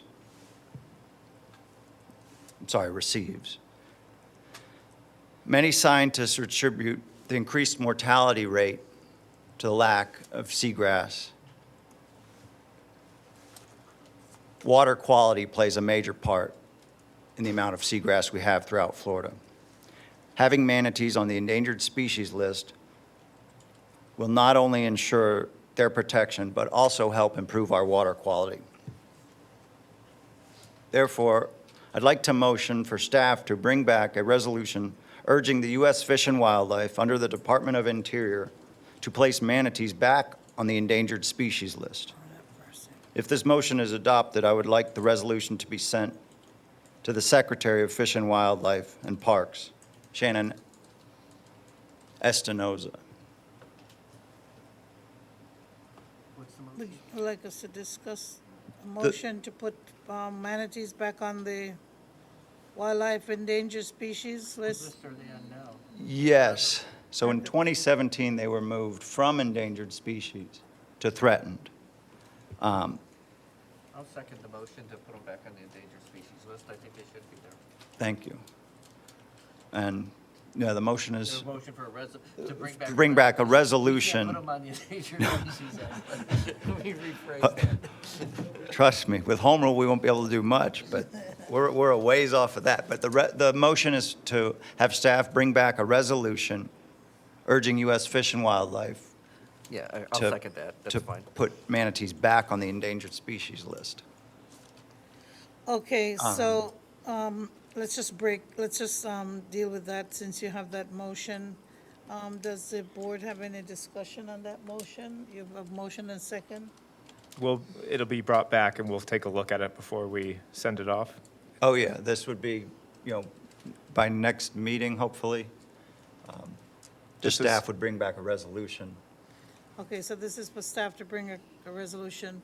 Can we have any public comment before we have any vote on it? We need any public comment? Public comment? I have a question, Madam Yeah. Mayor, real quick before we, I'm in favor of this generally. I just want to make sure, I know that there was an event with the River Kids regarding this a few weeks ago, right? There was, I was there with some of my river kids. It was at Sewell's Point Town Hall. Right. A few other organizations. I haven't done enough research to know whether other municipalities. I just wanted to ask, were there any, I generally Yes. like the idea, but were there any, like scientific organizations involved? And Collaborate with. The Marine Resources Council has been one of the ones leading the charge, and they were who the Rivers Okay. Kids was leaning on. Oh, so know, MRC's involved? Yes. Okay. And FWC, I forwarded prior to this, I had some discussions with David and Mr. Hogarth. I forwarded all the stats of the mortality rates. One of the disturbing things is of those 782, 500 were just the death was verified, but nothing further. And I didn't have the time yet to break down, it's 25 pages of an Excel spreadsheet of the ones in Martin County, what the death was attributed to. But of those 782, roughly 52, I think, were due to watercraft. 500 were unverified as far as just what the cause of death was. Is Harbor Branch still performing autopsies are they the lead agency doing that? There's a few agencies that do. A part of it depends where it is, how Right. far gone Here. it is. So understandably, some of those they're not going to do a necropsy. Okay.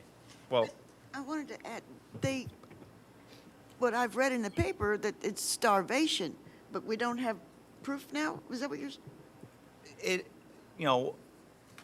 That's part of the problem. They don't know for each individual death what the cause is. Some of the causes were cold weather in Martin County in January. And frankly, you know, haven't done any studies, but we didn't have that cold of a winter this January. You know, a few years ago, we had massive snook kills, and they had to change the regulations. That was a cold winter. This one, we didn't have any. But, I mean, my thought is, I have no problem putting them back on the endangered species list with, we're halfway through the year, and we've had more than double the amount of deaths of the average of the past 5 years, and we're halfway through. Speaks for itself, really. Yeah, I mean, I'll call the question, Madam Mayor. Just one quick comment. Yes, Just sir. as a side note, I got sent pictures by neighbors of manatees in Poppleton Creek last week, so just a little note. Oh, those are good. Hopefully happy, healthy, alive ones. Yeah, well, Okay. they were alive, so. Wow.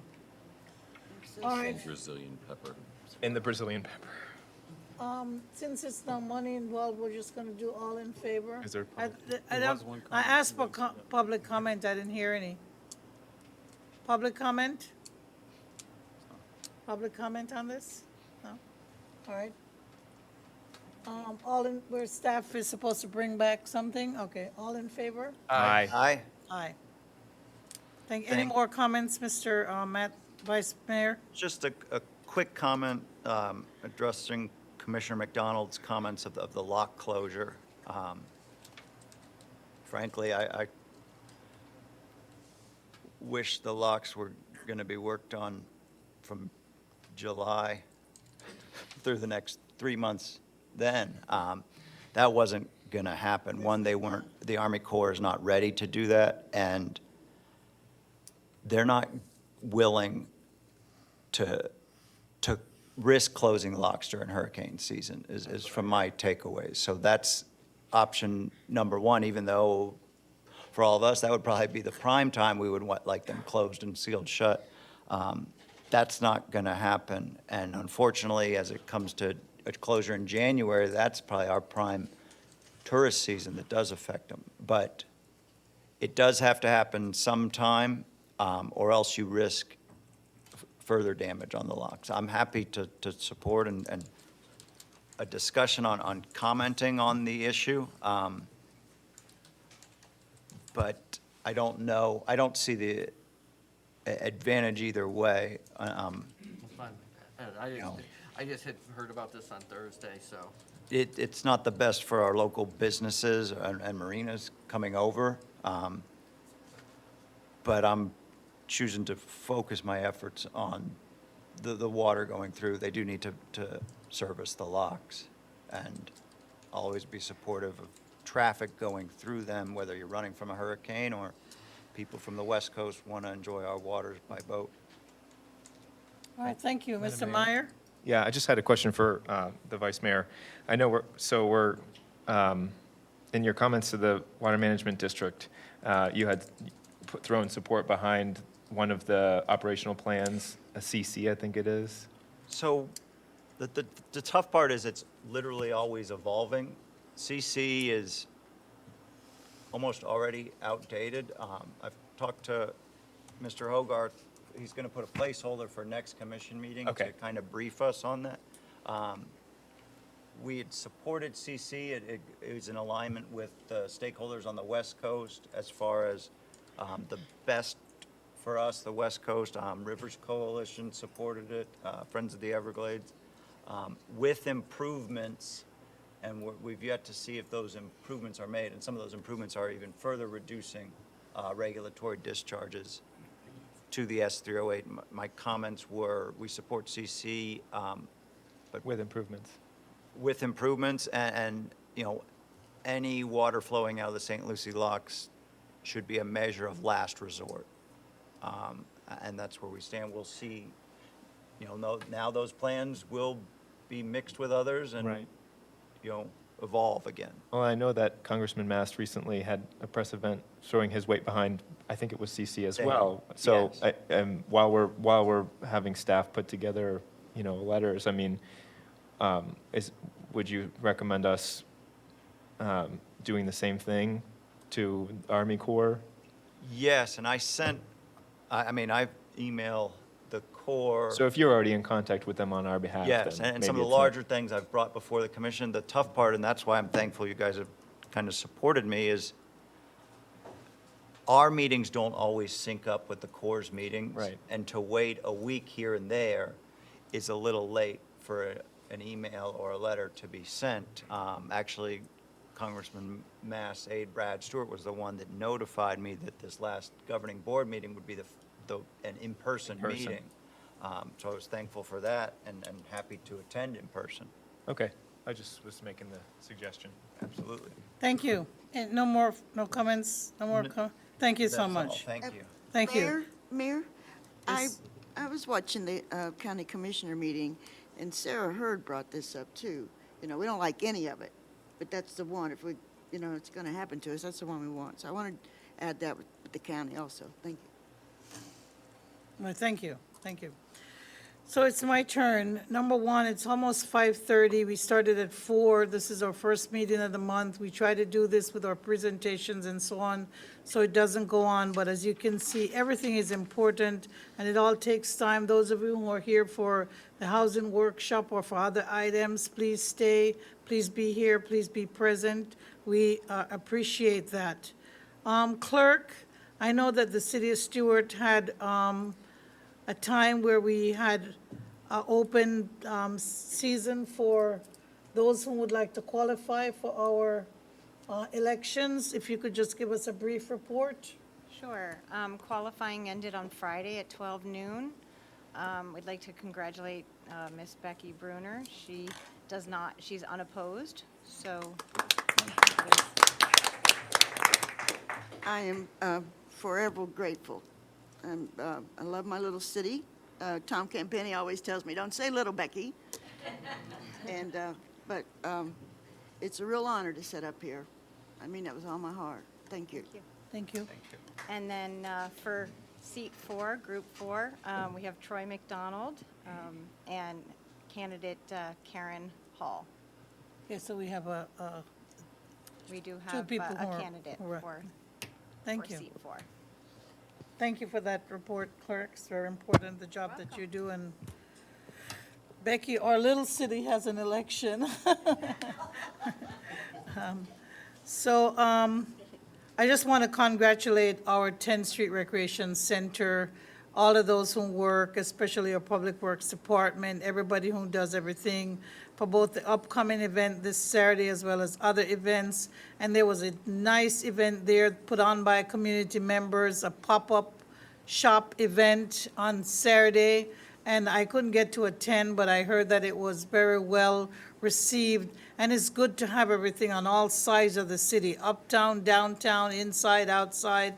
And it just shows that we're a vibrant city. When we campaign about being vibrant. And we can truly say that we're vibrant when we see activities like these and we participate in activities like these. We can be honest and truthful and transparent and say that we're trying and working on having a vibrant city and getting our community involved. So I want to congratulate those at 10th Street and those who participated and who got this event together for the pop-up shop event and other events that continue to happen in our community.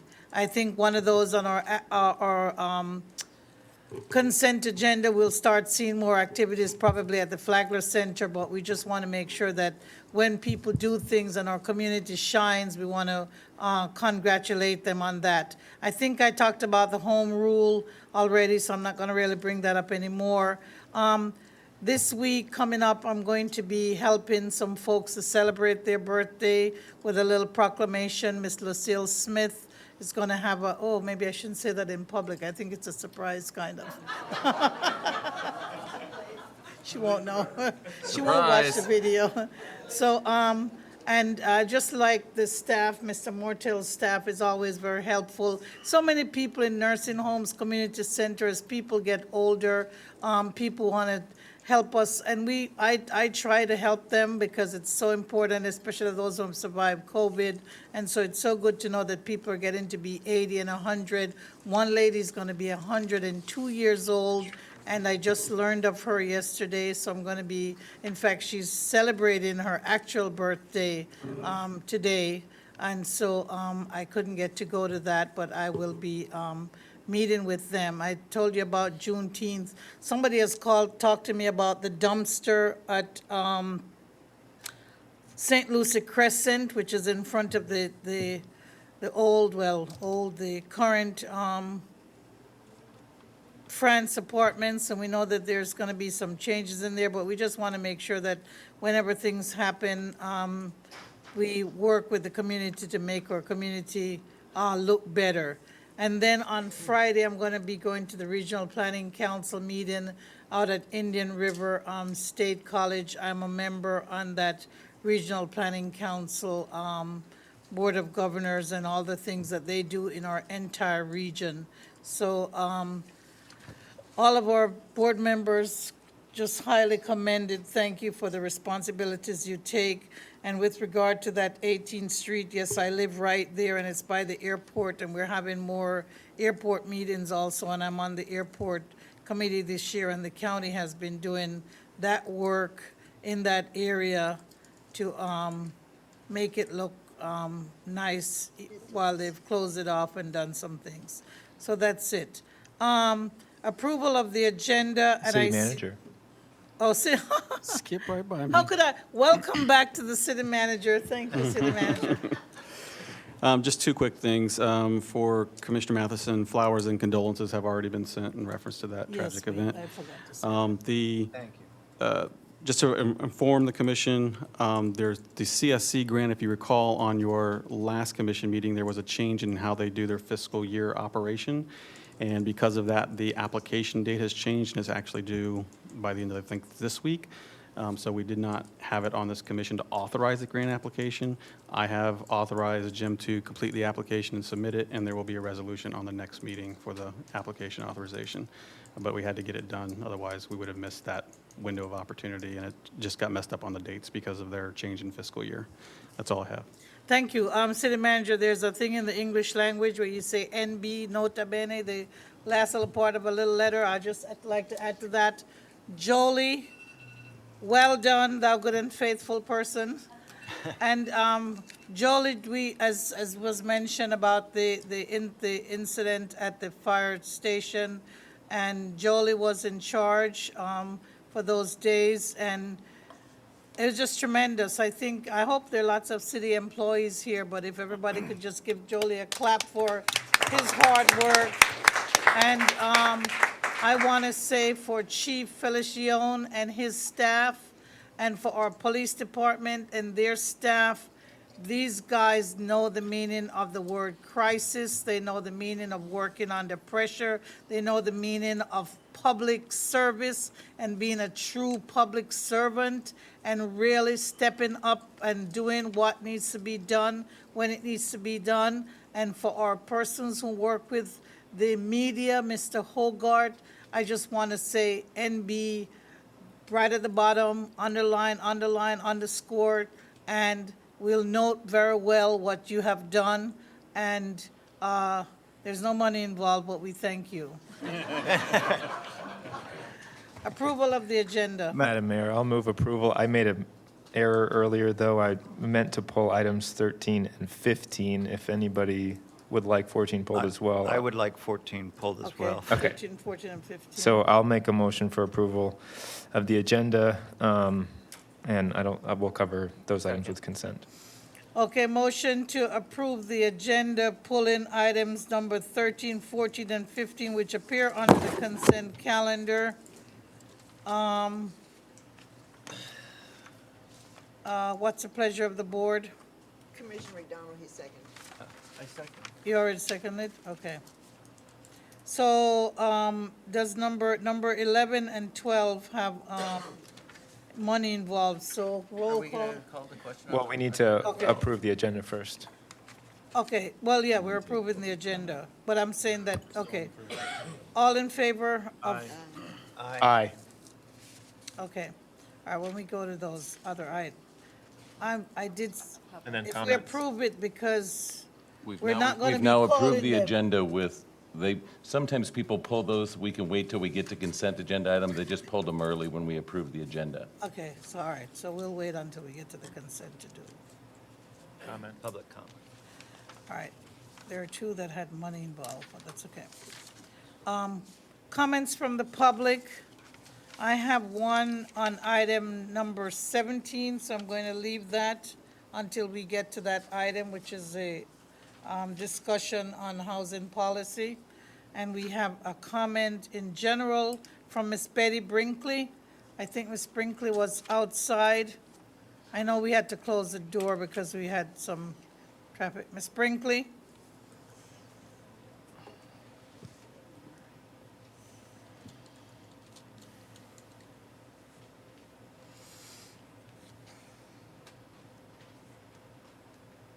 Good evening. Good evening. Betty Brinkley. No. I can't hear. You hit. Betty Brinkley, 945 Southeast Nassau Avenue. And I missed the name calling, but, or what we're speaking on, but public comment, right? Oh, Yeah. I'm sorry. But anyway, I'm listening at the beginning of the meeting, and it's great. The lady from Warner's Park talking, and I know some alleged some work doing over at Shepherd Park. Then I look at East Stuart, and I hear all this here praise she giving the city of Stuart, what you all doing for them. And here we sitting over here, nothing going on. It's not because it's dominant blight, but will you please tell me what it is? If it, while we are always been off the radar with you all from day one back in the days, 80s, 90s, still is. And I'm trying to figure out why we don't get this, even with the road. Came in there and half did the road. I'm saying it can't be because it's dominant blight. Over there by the Convalescent Center, I'm riding over there, neatly done. You can see the old road over in East Stuart. It's not because it's predominant blight, but please tell me, why are we getting so much less than other neighborhoods? I mean, we pay taxes, and we don't have a group that represent East Stuart as a whole, because if you represent East Stuart, you're gonna let the people know what's going on. They had them ugly signs put down, and we didn't know nothing about it. And the majority of the people do not know. We wasn't invited to no workshop. The majority of the people do not like the sign. We weren't notified of nothing. So you don't notify us, you don't represent us. You're not for us. So I'm saying, when do we get to be included? Here's 2021. And you asked me about that cover over there. And a lot of us, not just me, are waste the money. Are waste the money. That's how the majority of us feel. We supposed to be all happy to go look, because you did that. That's a waste of money. Why not? Why not a gym? It can't be because the neighborhood is predominant blight. It can't be that. And I'm just trying to figure out what it is. Why are we always way back on the back burner? Thank you. And I do love all of you, but I disagree with how y'all do us. Thank you. Any other comments by the public? If you did not put in a green card or you have a general comment that is not associated with an agenda item, you can speak now for 3 minutes and then put in a green card. The clerk will accept your card, or the police chief. Thank you. Consent agenda. Madam Mayor, I'll move approval of consent-less items 13, 14, and 15. Second. It's been moved and seconded. Are there any comments from the public on the approval of the consent agenda? Clerk, could you please call the roll regarding item 11 and 12 and 10, 10, 11, and 12, and just the general idea that the consent agenda. Clerk? Yes. Vice Mayor Matheson? Yes. Commissioner Bruner? Yes. Commissioner Meyer? Yes. Commissioner McDonald? Yes. Mayor Clark? Yes. Item number 13, award of the bid for regarding resins and PFOA and PFOS treatment system. This would Who be had that question? That'd be Oh, okay, re- you're going to read the resolution 58, 2021, Mr. Mortel. This is resolution number 58, 2021, a resolution of the City Commission of the City of Stuart, Florida, approving the award of ITB 2021-110 resins for PFOA and PFOS treatment system to the lowest responsive and responsible bidder, Calgon Carbon Corporation of Moon Township, Pennsylvania, providing an effective date and for other purposes. Thank you, Mr. Mortel. Who had the question? I did, Madam Mayor. I just wanted to recognize the effort staff has been putting in for this particular part of our water treatment system, given how novel and complicated and still unregulated PFAS and PFOAs are. I'm sure you'll see that the number for this bid is pretty substantial. However, this is emerging technology, and according to any research, we talked about it at length this last week at our meeting, these types of carbon filters are truly the only filters still known to be able to successfully filter out these otherwise forever chemicals. And I'm very proud of our staff for going, as we have been with this issue for some time, going beyond what is required to make sure that our water is safe, as the federal government even still is weighing how to regulate these. So, you know, I'm sure that number was kind of eye-opening for for my colleagues as it was for me. But again, this is for safety for our residents' drinking water. And I can only hope that with continued lobbying with the league and, you know, other municipalities, that the state and federal government can get their act together to not only identify better treatment methods for this water, but also help fund some of it down the line. So anyway, if there's no other questions, I'll make a motion for approval of item 13. Second. There's a motion and a second. Is there any comments? Any comment from the public? Madam Clerk? Commissioner McDonald? Yes. Vice Mayor Matheson? Yes. Commissioner Meyer? Yes. Commissioner Bruner? Yes. Mayor Clark? Yes. Item number 14, number 2021-11 regarding the bid of tree selection. Mr. Mortel? This is a resolution number 59-2021, a resolution of the City Commission of the City of Stuart, Florida, approving the award of ITB 2021-111, rebid of the tree selection and replacement for East Ocean Boulevard Streetscape Phase 1 to the lowest responsive and responsible bidder with a total bid amount of $175,367 to Sunshine Land Design of Stuart, Florida, providing an effective date and for other purposes. Thank you. Thank you. Who pulled this item? I requested it be pulled, Madam Mayor. I'd just like, with all the comments we received regarding the improvements to Shepherd's Park, I predict we'll see the same number of comments when some trees start being removed along East Ocean.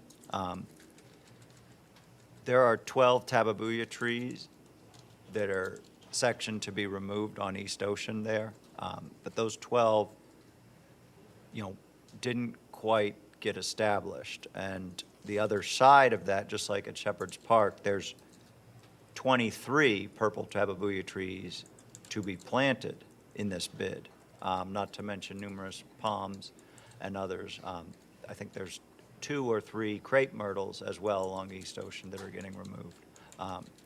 So with this proposal, significantly more trees are going in than the number being removed. And again, we heard numerous comments regarding the improvements with Shepherd's Park.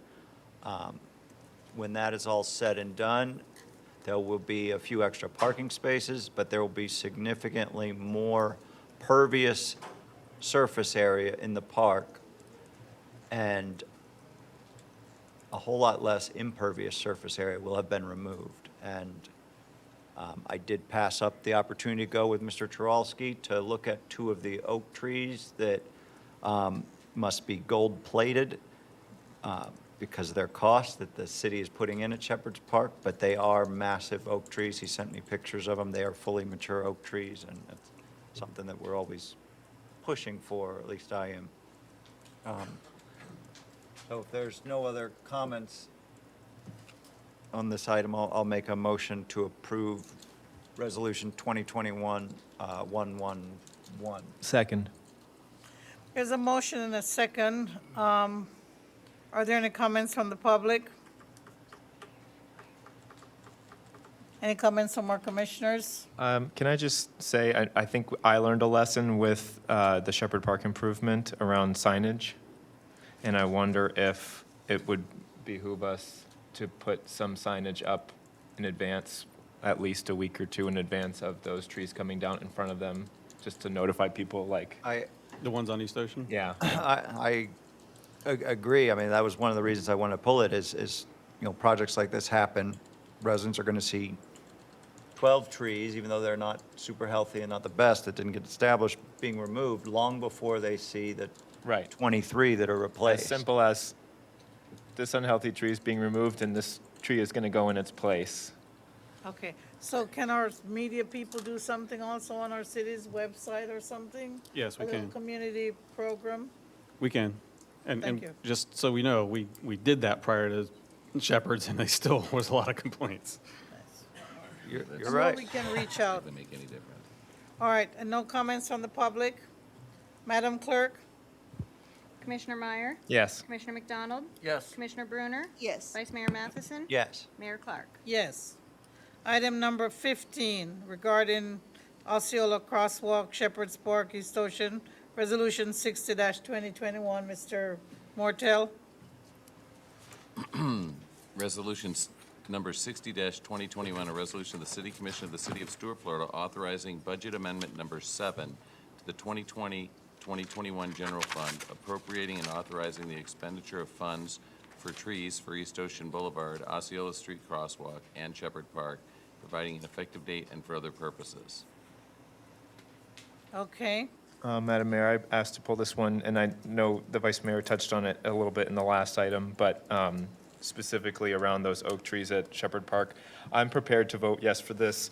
My only issue is that because we didn't really approve a site plan edit to accommodate the new oak trees in lieu of those gumbo limbos, I just wanted to say for the record, and as we look to planting more trees in the future, hopefully along our rights of way, more shade trees along US 1, if we can follow the Planning Council's guidelines, that I love oak trees too. They are a wonderful native tree. They, and I think they have lots of places in our city. However, especially for areas near water and where we're trying to get a canopy growing quickly, gumbo limbos are a very good tree. They're also native, and they're among the storm hardiest trees there are, and they grow really quickly. They'll get a canopy much faster than an oak tree will. So I'm happy with the nice mature oaks. I think it's a good compromise. But I think into the future, we also have to think about planting for the future. We're only getting warmer and more tropical. Climate change is happening, and things here are getting hotter and hotter, and native ranges of oak trees are moving north. So we're going to need to continue to look south of us to plant for the future that we're going to be having by the time, our grandchildren are going to be playing under those trees. Is there something else besides a gumbo limbo, though? They just lose everything. The one in my backyard is a stick. They don't have any leaves in the winter. Oak trees lose them too. Not as bad. They grow back. 3 oaks, and they got leaves on them. Well, I agree, but I almost took some pictures last weekend of gumbo limbos last weekend that were no canopy at all, plenty of branches up there, but no leaves. And I thought of the oak trees that are, a lot of it has that are down in South Miami. A lot of it has to do with how they're irrigated. If they're not taken care of course, they're not going to do well to get established. But go along down Pomeroy from US 1 to Indian, and there's a gorgeous stretch of them. And there's a few that maybe didn't look so good, but anyway, just say it. I'll Let's move not to lose sight approve. of this. Let the record show I'll- that I'll I move like to approve flooring it. trees along our avenues, but I like poincianas, but people, they get big and there All are right. lots of issues. But Madam Mayor, I'll move approval. okay, Second. there's a motion and second. Is there any public comment on item number 15? Any other comments on the board? Madam Clerk? Commissioner Bruner? Yes. Commissioner McDonald? Yes. Vice Mayor Matheson? Yes. Commissioner Meyer? Yes. Mayor Clark? Yes. Vice Mayor, let's start a landscape company after we get done with all this stuff, huh? I have lots of babies at home, actually. You can join us too, Mayor. My coconut died. Yes. So I can't be in. And mango plants, fruit trees all along the avenues. We have item number 16, which is the Sport Fish Marina UPUD rezoning to UPUD quasi-judicial, and they have a request to continue to June 28th, 2021. I think Mr. Move to continue McCarty's here. Second. There's a motion and a second. to the date certain that they requested. To the date certain. Any comments on the public on the motion? An all in favor is sufficient? Or let's vote on it, just to make sure. Commissioner Bruner? Yes. Commissioner Meyer? Yes. Commissioner McDonald? Yes. Vice Mayor Matheson? Yes. Mayor Clark? Yes, thank you. Now we have the discussion of housing policy and inclusionary zoning on item number 17. And I want us to make sure that we're going and doing what we say we're going to do. I think staff is going to make a presentation. I have one member of the public here who has a question, a comment card, and I'm going to make sure that after we have the staff presentation that they get a chance. This is something where the board is going to deliberate among ourselves. It's not a workshop. There won't be any back and forth with members of the public. So if you have something, you will need to do it in the form of a comment card and do it at the appropriate time when, after the staff presentation and after the, I guess it would be, give us your comment. I think we're saying before the board deliberation. We've been here for a long time. So I'm going to let the staff presentation start, and I'll be right back. Thank you, Madam Mayor. Mr. Freeman? Thank you, Madam Mayor. Kevin Freeman, Development Director for the record. Just going to go through where we are, what puts us in the place that we are, and what options we may have, and try and get some feedback from the Commission based on what I'm going to be showing you right now. So the biggest question we're asked is, how can the city meet the demand for affordable housing or attainable housing at the moment? And you're all aware, and the community is very well aware, of the issues and controversies that we've faced in terms of the housing delivery that's going on in the city over the last 5 years or so. So let me take you through that. So the foundation that we're at the moment is always built on something, and the primary foundation that we use and the Commission uses to make determinations is a comprehensive plan. We also hear citizens' concerns over density, and that is evident almost at every public meeting. Our housing delivery policy has been born on a number of reports that we've had saying that there is not enough housing being delivered in the city of Stuart. And we're stuck between two issues, really. I think we're stuck between, are we delivering housing for residents, or are we delivering housing for employment, that is, people who come to work in the city? So the basis for residential density is contained in the comprehensive plan, and that's where staff heads to in the first instance to determine what is available if some applicant comes in and asks what they can do with the future land use.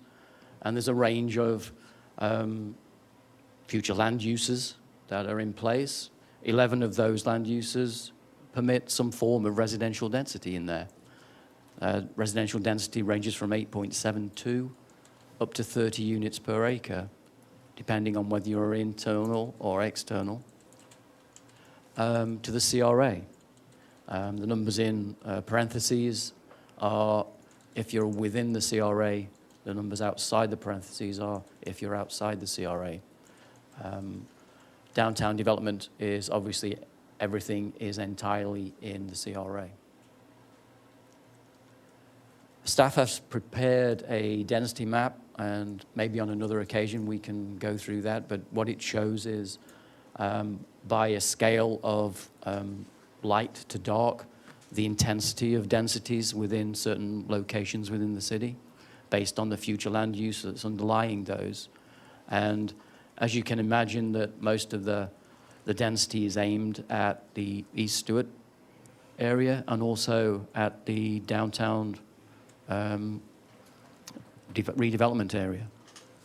The remaining areas are primarily low density and a corridor of commercial that runs down US 1.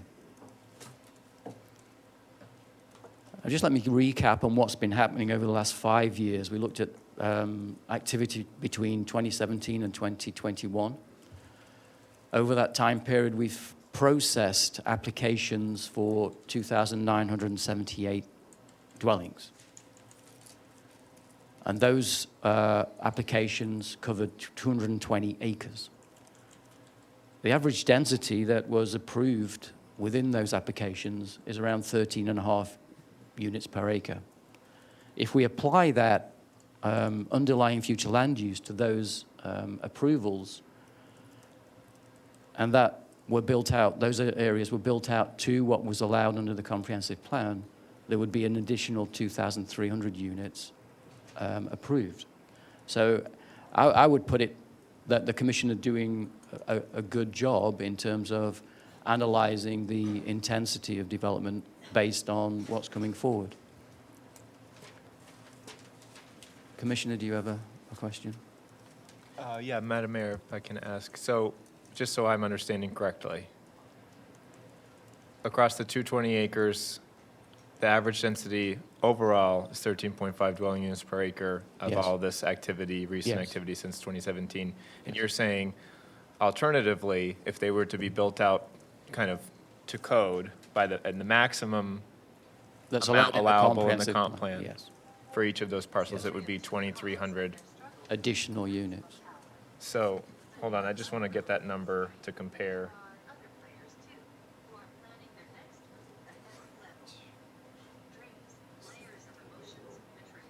So we're looking at 5,278 units at least Yes. across 220 acres. So that would be a density of 23.99 or 24. Yeah.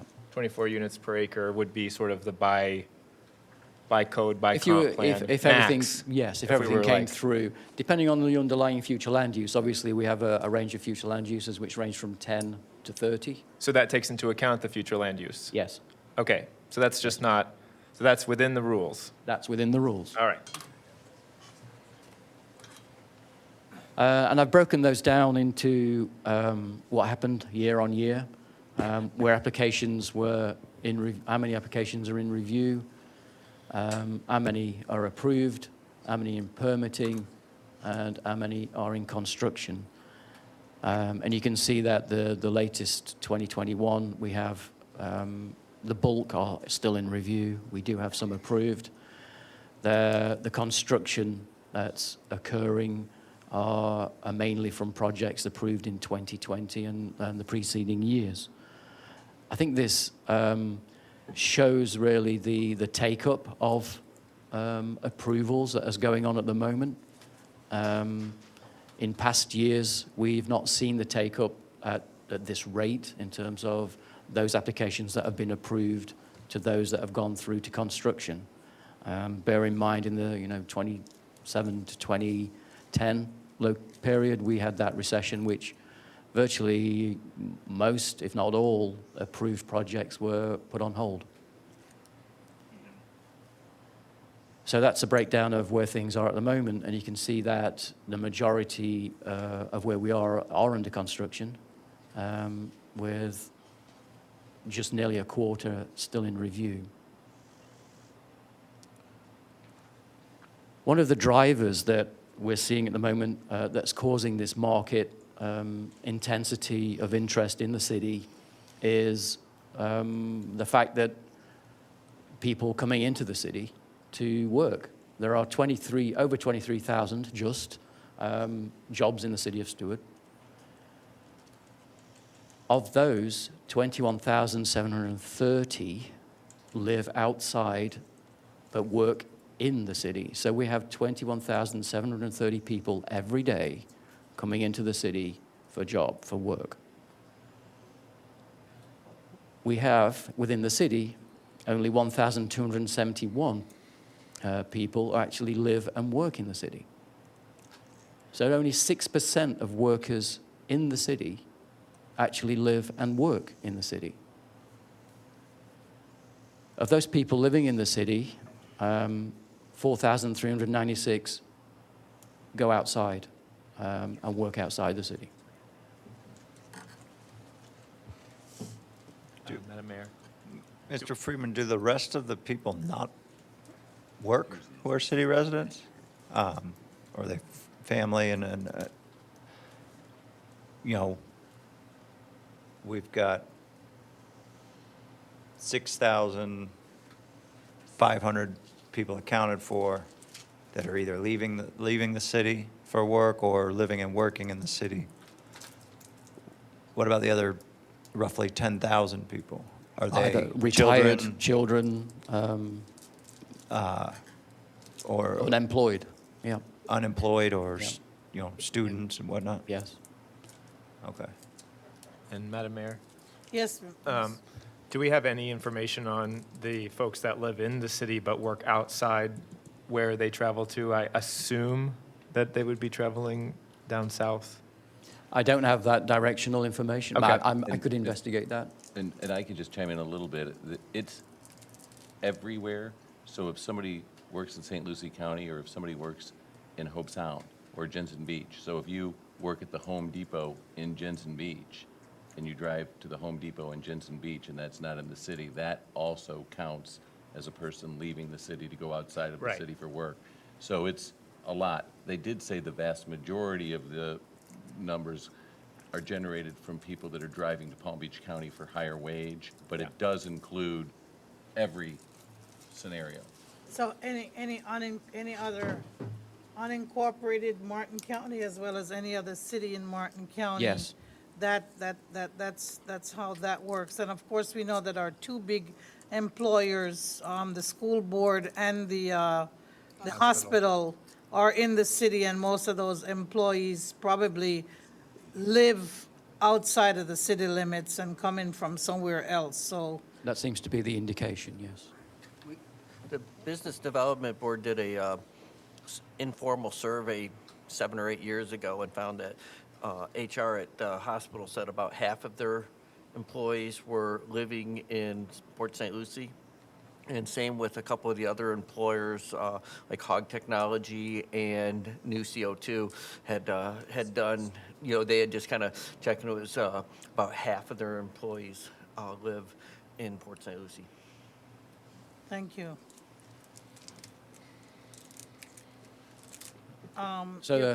So we move on to the discussion, really. So do the city have the policies and the resources to facilitate a delivery of equitable housing within the boundary?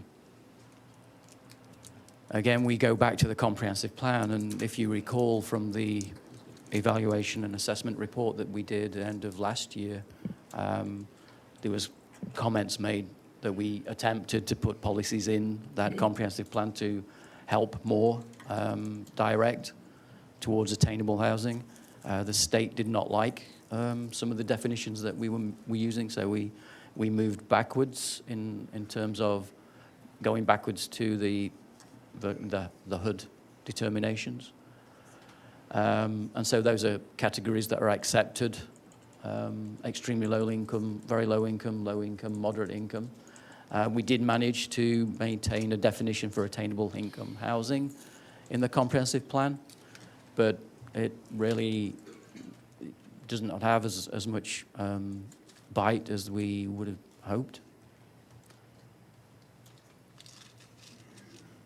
And one of the solutions that have been spoken about is the development of an inclusionary zoning district, or sorry, policy, to look at when we get applications coming in, a process of determining whether or not a contribution of affordable housing, affordable dwelling units can be,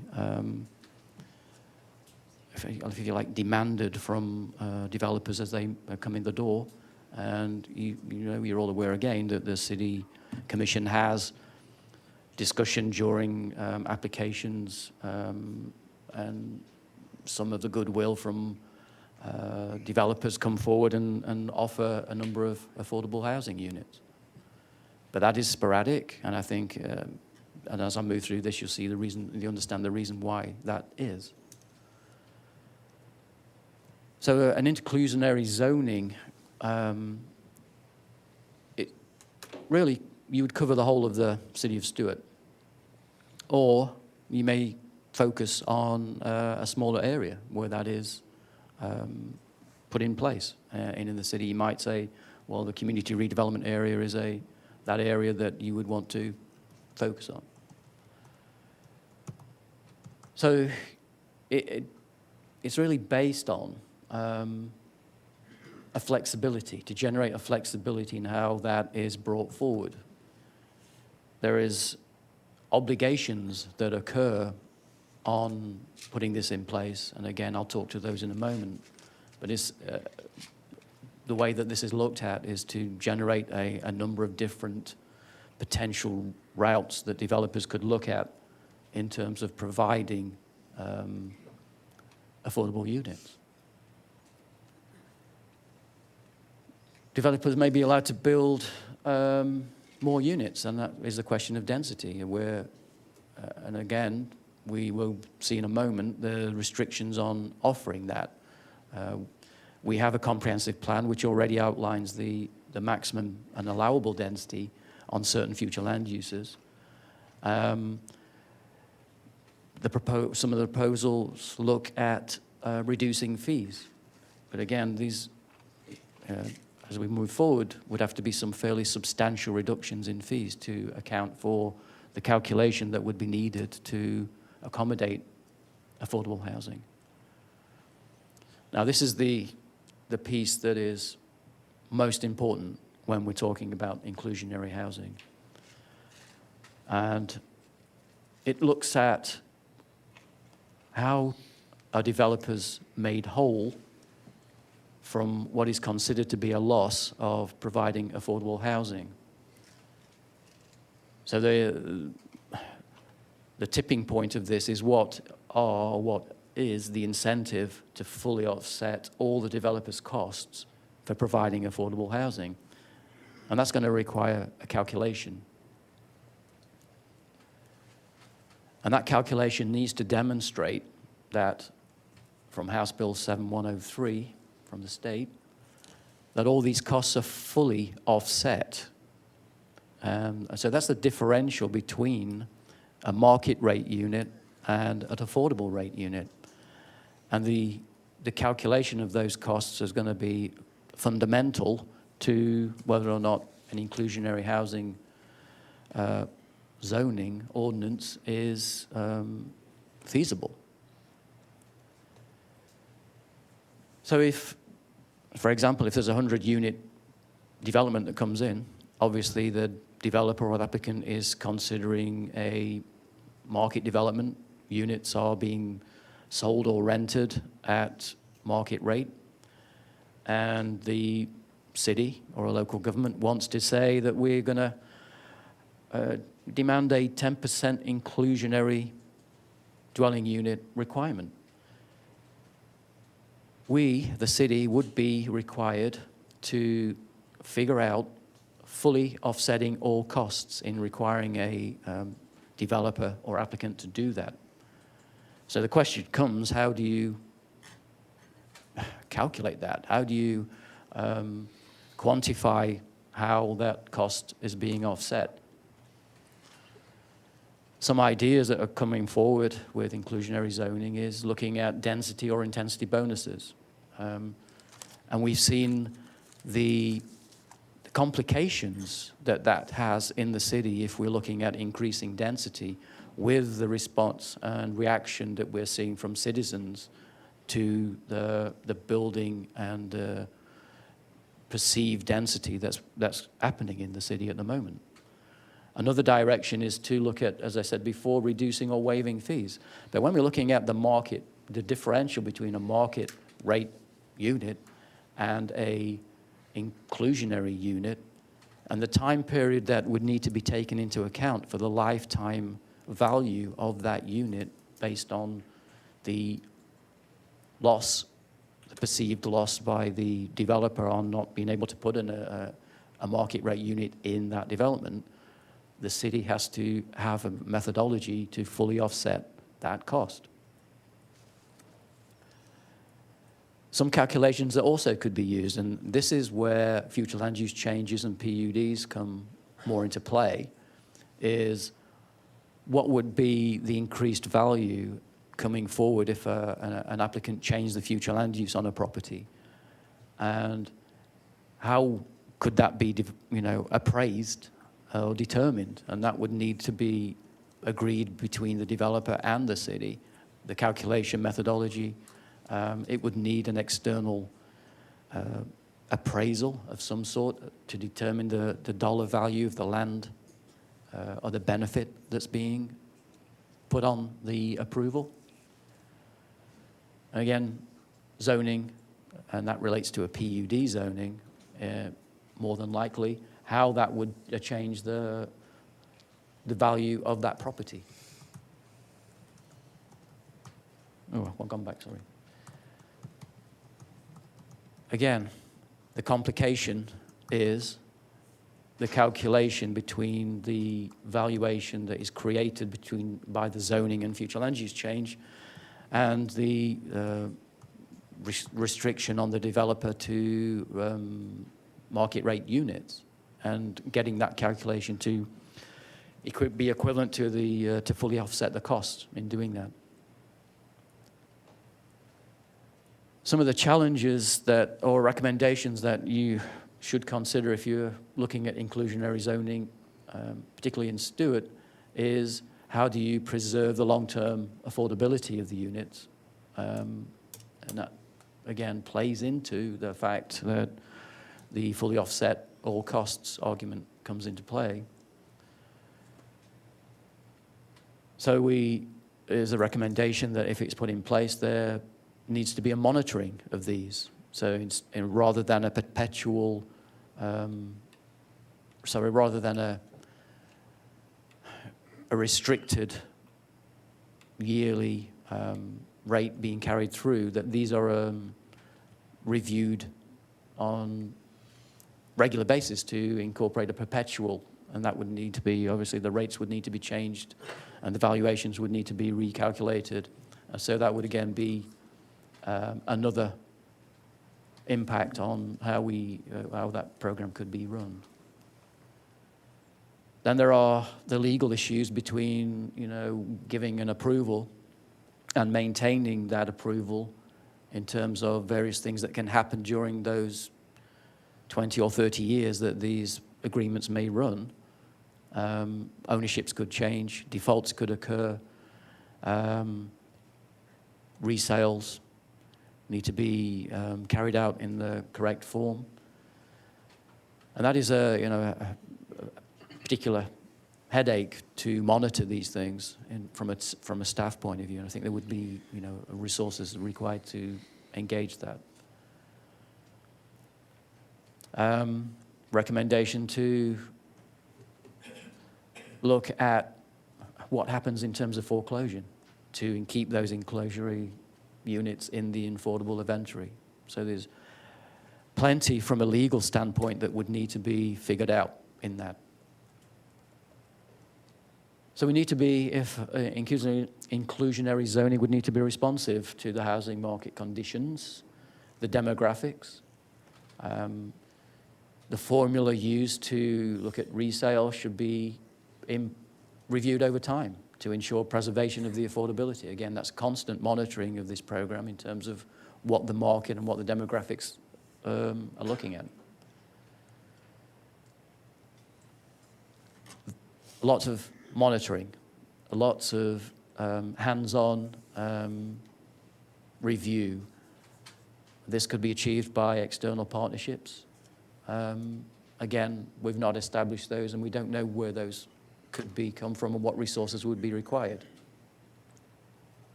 There's a note that looks at where successful programs, and they've partnered with community land trusts to sort of monitor and review housing programs to make sure and ensure that they remain affordable. So what are the interventions that are available to the city in terms of implementing an inclusionary zoning program? So there are some options to look at density through the PUD agreement. That, in effect, would be determined on the future land use that would be in place existing to the application, and whether or not that was changed to a higher future land use in terms of density, and that would be accommodated in terms of that would be the value established for the new development. That would need to be appraised again based on the existing value to the new value and what that value would be in terms of the number of affordable or attainable units provided. This is a very complex calculation. What incentives and costs? If we do apply those incentives, there will be costs attached to those. And where is the program aimed at? We know there are many employees that come into the city every day. So is the program aimed at workforce housing, or is it related to almost the existing population and the citizens of Stuart who are already in the city? Is it related to income?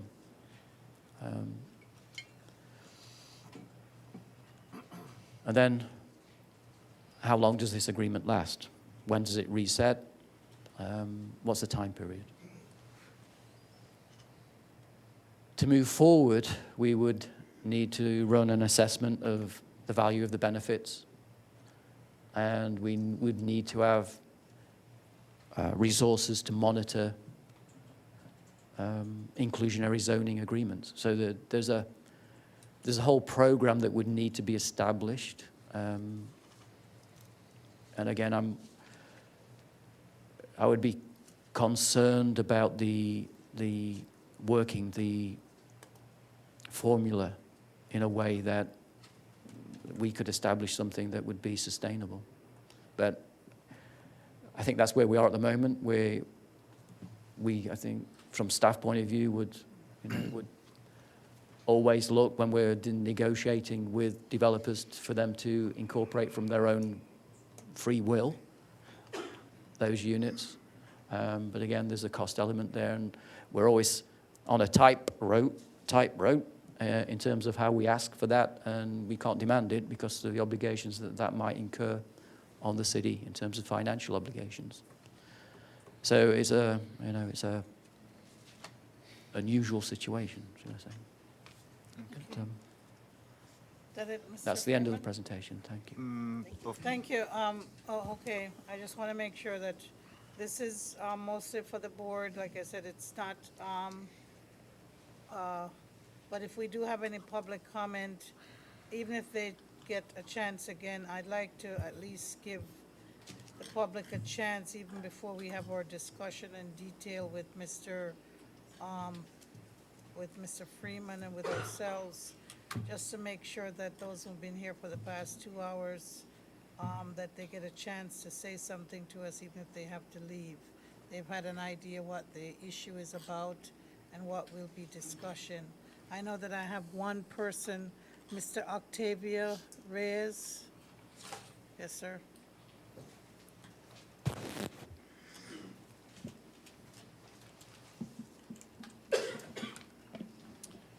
Good evening, Madam Mayor and members of the Commission. Kevin, thanks for that presentation. My name is Oates Reese. I live at 900 Northwest Water Lily Place. I call it Jensen Beach, but it's really City of Stuart. And I am fortunate to live and work in the City of Stuart. I'm here as a member of 10 City Helpers. We're an organization that caters to the homeless people in Martin County and the City of Stuart. And I'm pleased that we're trying to address the issues of affordable housing, because we can't solve homelessness until we solve the issue of housing in the city. I saw the presentation. I had read it a little earlier before coming here, and it seems to me that the definition of low income has 4 brackets according to HUD, which starts at low income, moderate income. That seems comfortable. And then you go to low income, and then very low income, and then if you're really out of luck, you're in the extremely low income. But on the discussion on inclusionary zoning, the definition of that said was provide units that are affordable to low and moderate income households. So there was only 2 categories on that.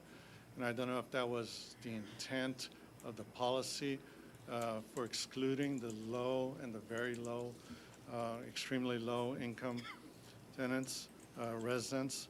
And so I wanted to have a little bit of a discussion on what are the levels of income that we're trying to provide affordable housing to. And if you look at how it's defined, it all comes back to this annual median income of the City of Stuart, which averages around $71,500 a year. And an affordable rent would be 30% of that, which comes out to about $1,790 a month for an affordable rent, which seems very high. But in the extremely low income, which is 30% of that number, a person making $21,450 would fall in that category. And those are the people that earn the minimum salary. They're the people that build the roofs on our houses. They're pave at night so we have roads to get to where we live. And a lot of our homeless people that work part-time as laborers. And so I'm not sure if they're being excluded from this conversation. And then on the very low income, it's at $35,000. And that, if you think of a starting teacher, they make $38,000, just a little bit above that. And they can work 30 years and never get past that low income, which is the next bracket of $57,000. So all our teachers, our firefighters start at $50,000. And I just want to make sure that as we move forward that we consider these other income brackets of our city with very important people that live here. Thank you, sir. Madam Clerk, did we have any green cards from anybody else? We do not at this time. Oh, there's one right there. Okay. Mr. Ranieri.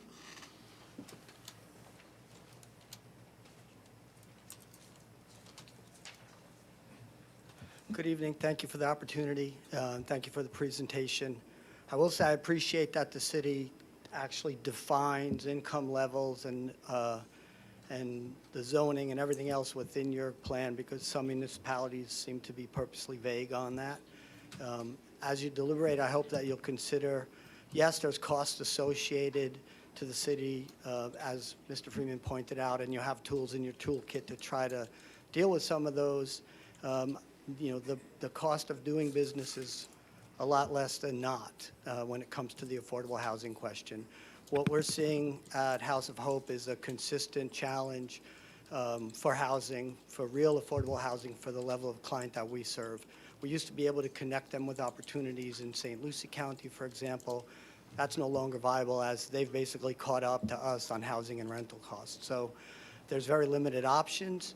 What we see when that occurs is it creates a ripple effect on the business community, because many of our clients need to live and work within a reasonable proximity to each other, because they're also transportation challenged. So those jobs that are vital to the functionality of business within the city become harder and harder to fill when you have less and less affordable housing for people to really be able to live and work and play in the same general area that they're in. So I would ask you to consider that as you go through this question. I know there's certainly not easy answers, but it's important to do something and to provide solutions so that we can continue to have a diverse community within the city, and we can also continue to meet the needs of the employee base within the city for city residents.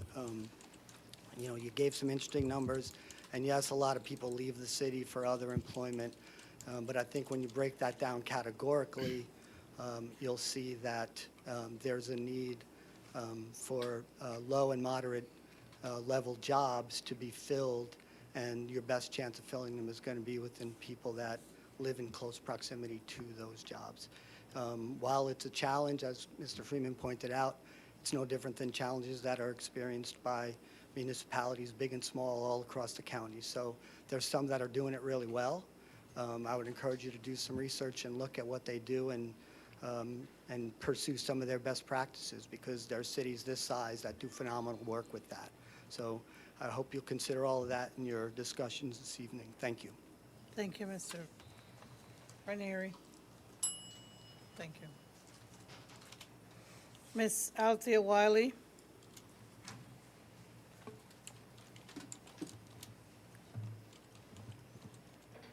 I can't even believe I'm doing this, but nonetheless, I'm here.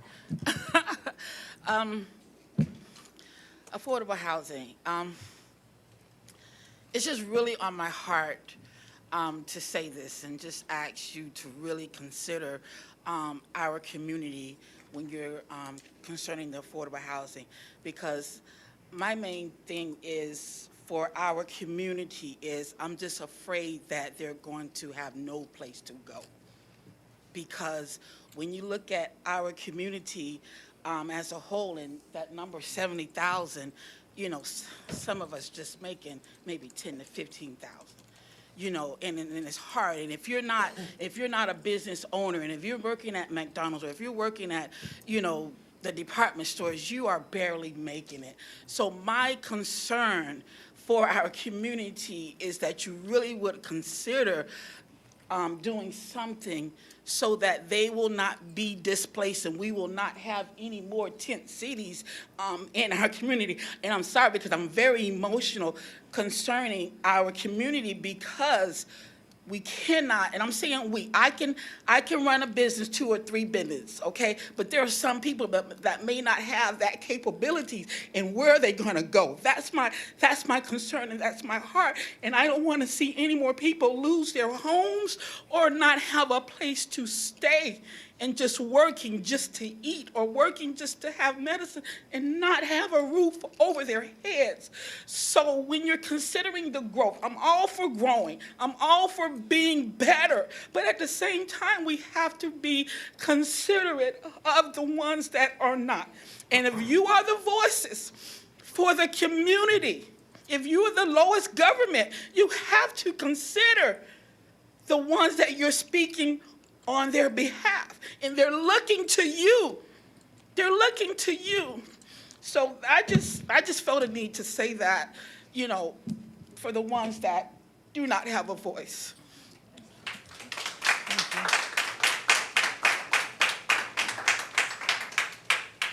Ms. Betty Brinkley.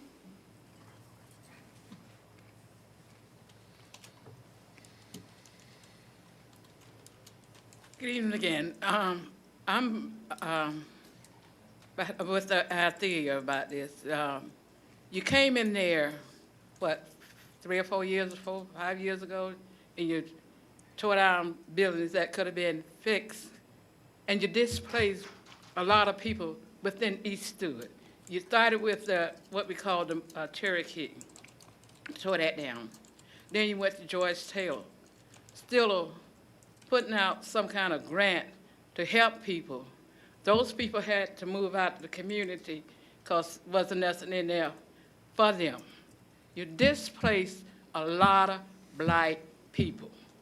Have nowhere. And when you build out there, you're not going to build for those people to come back within their community. You're not going to give them. You're going to have other people coming in.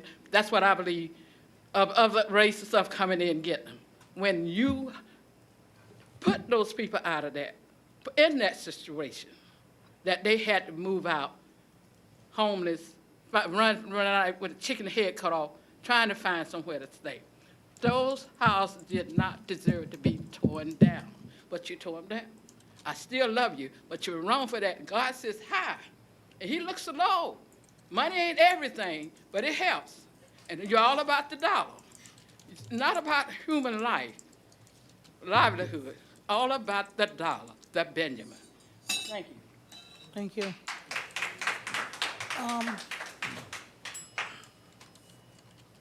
If you have a comment, we want to hear it. This is, like I said, it's not a workshop, so we're just listening to your comment, and we're going to be workshopping this among ourselves, right, or discussing it among ourselves, but we need our public's comment. So, ma'am, if you have that paper, give it to the, I was going to say the sheriff, but I'm making so many mistakes tonight. No, I'm making- these are I'm chief making- of police. Our chief of police. Our chief of police. Proud chief. Yes, our chief of police. Miss Robin Cartwright. Thank you, chief. Good evening, Robin Cartwright, 703 Southeast Hibiscus. So thank you for approaching this subject. You know this has been a concern of mine as we've started attending these meetings, and the number of units that are being approved, especially by the developers with their sway of we're going to offer 10% at a 10% discount. And as you've heard tonight and in previous nights, the cost of living in Martin County and especially in Stuart is not cheap. Mr. Ranieri, I appreciate his comments. I was hoping for a little lesson in how many people are actually potentially going to be displaced. We faced the same situation in 2008 with the housing crisis, and as the bubble continues to grow bigger, we have to be concerned about what happens on the other end of that. Do prices stay the same? Are they staying inflated? Or do they actually go down to a point where we have a number of opportunities for housing that people still can't afford because other people have been lent money and bought properties that really have just been overpriced?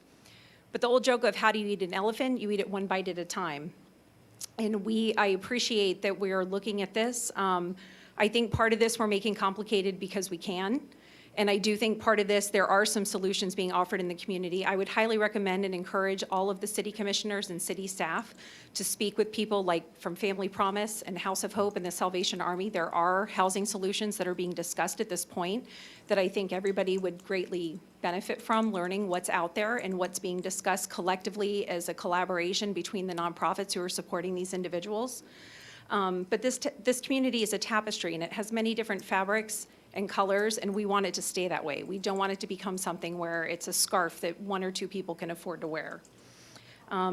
So I would like to make one comment, though. I find it interesting that the future land use is being used by the city staff and the city commissioners to approve projects. I'd like to encourage the city commission and the city staff to use the future land use to help those who currently live here. And I also have a question for city staff, for Mr. Dias possibly. For the American Relief Funds that are coming in, is there anything that can be put aside with regards to housing to help support those in the community who might need assistance? I don't think any of the categories fit housing. Okay. If there is an opportunity, if that's something that could be possibly investigated, I think it would be nice if there was a bucket that there might be something that could be used like we use for mental health and food and for other things. Thank you. Thank you, Ms. Cartwright.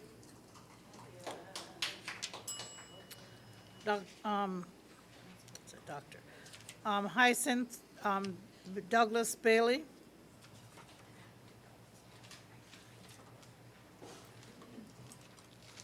Good evening, everyone. Hyacinth Douglas Bailey, 134 Southeast Ethan Terrace in Stuart. Mine is primarily a question rather than a comment. I think it's clearly stated that there is a real concern with the lack of affordable housing in Martin County in general, but in the city of Stuart in particular. My question is this. Mr. Freeman outlined a number of unknowns, variables that will in the long term may hinder or may help in the evaluation of whether the inclusionary zoning is something that will be beneficial over time for a wide range of people. My question is this: has any consideration been given in the discussion to see whether there is a synergy between this approach and existing approaches, such as, for example, housing vouchers, because I know that a number of people are having a very hard time in getting landlords to accept Section 8 vouchers. A number of people also have tried to seek that and have been told that it's closed, or the availability and the ability to use them may not be currently available. So is there any consideration as you plan and as you discuss going forward to being able to come together with a range of currently existing systems to see whether we can in fact provide decent, affordable housing for our population? Thank you. Thank you. Mr. Jerry Gore, Sr., Pastor Jerry Gore, Sr. Good afternoon, Mayor and City Commissioner. There's a scripture that says that you will always have the poor among you. I don't care where you go. I go to Hawaii, I went a couple of times, and there's a string of poor people in tents in some of the prominent areas. East Stewart area, it's not just the blacks anymore. I rent to about 25 people. I went from houses down to rooms. And the income over there, some of them I went to school with, they may get $600 a month from the government because of disability or whatever. They didn't work very much. And I have to go by the income.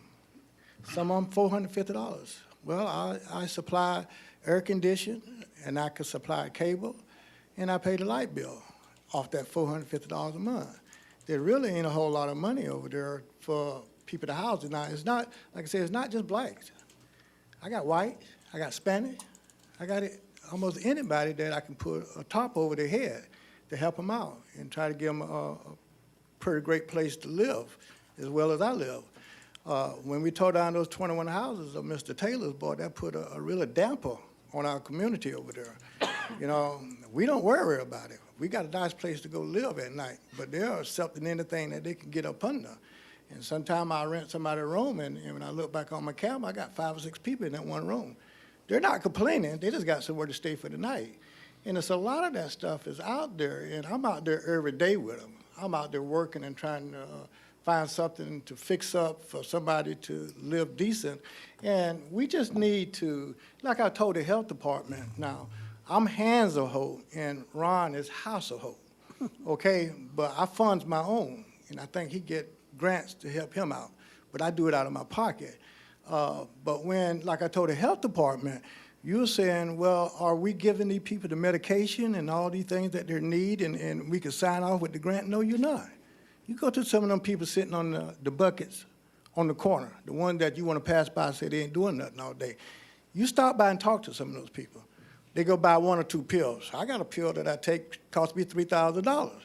Okay, my insurance, I got 2 insurance companies that help pay. They don't have that. They have a toothache, infection for months. You got to get them some help over there. They got diabetes, hypertension. They just do without. You ever see the shoes that they wear? Some of them, they need a lot of help. It's not your fault. It's not their problem. But this stuff started a long time ago, and it's finally becoming into reality. It's been talked about a long time ago. So reality is here, and so now we just happen to be here to face the facts. Now, what we gonna do about it if it's in our hands, you know? So I just want to share that with you. But housing in the East Stewart, not just East Stewart, but all areas, and the houses that are missing, the houses that are being torn down, and I'm glad to hear you're gonna try to see some other way to build houses on some of these lots. I got a couple of lots I'd like to get houses built on. I can't afford it. I don't think I can, but I might be able to if I talk to you. But I'd like to see a couple of duplexes on some of the lots that I got, because it costs me to cut the grass. You see what I'm saying? So it's not profiting me at all. They're just sitting there. But look at it again when you're in the community. Stop and talk to somebody. See how you doing, how you getting along, where you sleeping at night. You know what I'm saying? It makes a difference. Thank you. Thank you. Thank you. Ms. Gwendolyn Brinkley.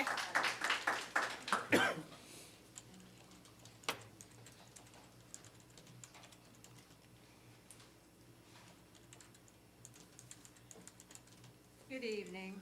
Good evening, Ms. We've heard a lot of good things tonight, and I'm not gonna go back over them, but I am in agreement with a lot of the stuff that I've heard tonight. And there's a saying that things don't hit you, things don't concern you until it slaps you in the face. A lot of people that are moving out of the city that have means of paying their bills are doing it because you can go to Port St. Lucie and find a house that you can pay rent and it's not above your head. You're not drowning. There's a difference in being able to pay your bills to the point where you can still be able to put grocery on your table, or you can buy gas to come over here to these meetings on 2 Mondays out of a month straight from work, or do different things. But there are some people, if you live within the city, based on, I got to pull this off, based on your income, the city of Stuart is not affordable. And you all know that because we're talking about it tonight. Now, I've heard, and I got up to ask this question, that we have the City Housing Authority. I just want to know if the rumor that I've heard is true that the city housing is being managed by the Fort Pierce Housing Authority. And if it is, I'd like to know why. When that could be a job that someone in the city could have, and maybe it could help them to be able to afford a place to stay. So that was my question is the City Housing Authority, the City of Stuart Housing Authority, being managed by the Fort Pierce Housing Authority? And I'd also like to know, and I know that people work for the city and live in Port St. Lucie. We have a lot of police officers up there. But I can't understand why we have our housing run by another city, if that rumor is true. Thank you. Are there any other comments from the public before we start our discussion? Okay, Ms. Bring it on, come on. No, I just, after I heard that remark, I'd like an answer to that one. Well, we'll give you about. Yeah, because I come to all these meetings. No, I don't, I'm like her. This is our city, and we can take care of our own and do things. We don't need Fort Pierce Housing Authority. Thank you. Thank you. Thank you. If there are no comments at this time, while Mr. Mortill prepares to help me make an answer, and Mr. City Manager, just on that before we start, there are lots of things. There's a Stuart Feed Store, there's Stuart Fence Company, there's Stuart this, there's Stuart Coffee Company. There are a lot of things that are named Stuart, but it's not of the city of Stuart. And the Housing Authority is one of those things. It has a long, somewhat sordid federal history and relationship with the land that was provided to them. And I'm gonna, since Mr. Mortill has both served on the city commission I'll and respond. also what I'll was that? respond. I'm going to recommend we hear from the city manager. So that's what that answer is. It's not an organization of the city of Stuart, but I will let my leader, my other leaders, my team of leaders. So as the mayor said, it is not an entity of the city of Stuart. It actually has oversight through HUD. The only thing that the city actually does is basically approve their board. So they have an independent board. And so it's really kind of a affirmation of It's not an appointment, it's a confirmation. yes, of who the board recommends to sit on the board itself. And so a couple years back, a few years back, there was some stuff going on there that HUD did not like, and they stepped in and they removed the current management of that location. And in response, they had the Fort Pierce Housing Authority take oversight of the Stuart Housing Authority. And the board that was there was still there. It's still a Stuart board. It's all Stuart residents that I know of that are on that board. Most of them are local to that community. And they voted, I think it was about a year ago, maybe a year and a half ago, the board did, to continue having the Fort Pierce HUD do their management oversight, primarily because it was less expensive for them to go out and hire their own management team and do the management site internally. And now, since that has happened, the manager who was there from Fort Pierce has resigned, and there's a new manager there that I have not met yet. But as far as I know, the board that is currently overseeing that has the Fort Pierce Authority managing the local board, or the local housing authority.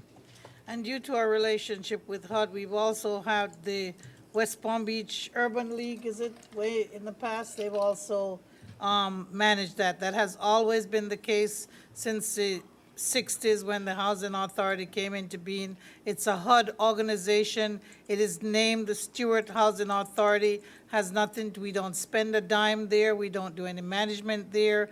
The only thing we do is confirm their members that they send to us. They send us a letter each year when they have their staggered board members that they'd like to put in 2 or 3 board members every year to either add them or to put new ones or to continue the ones that are there. And that's all the city commission does on behalf of that. It's all federal, and they deal with it. And the Fort Pierce Housing Authority is the one that's working with the federal government to manage the housing there at the Stuart Housing Authority. So that's the answer to that. And, well, you should also mention the Stuart Housing Authority does meet on the last Tuesday of February, April, June, August, October, and December. Their meetings take place at 10:30 a.m. at 611 Southeast Church Street in Stuart. So the board meets in Stuart.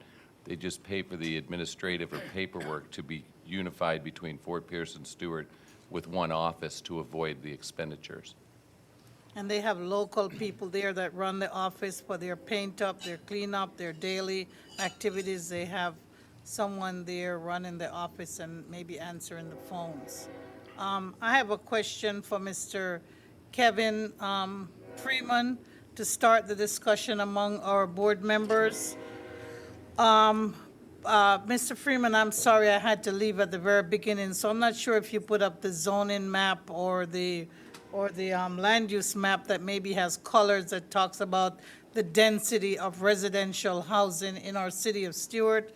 But if you have that, maybe you, okay, so you did have the density map, I had to leave. But for residents, and again, it's a good thing that we're talking about this housing.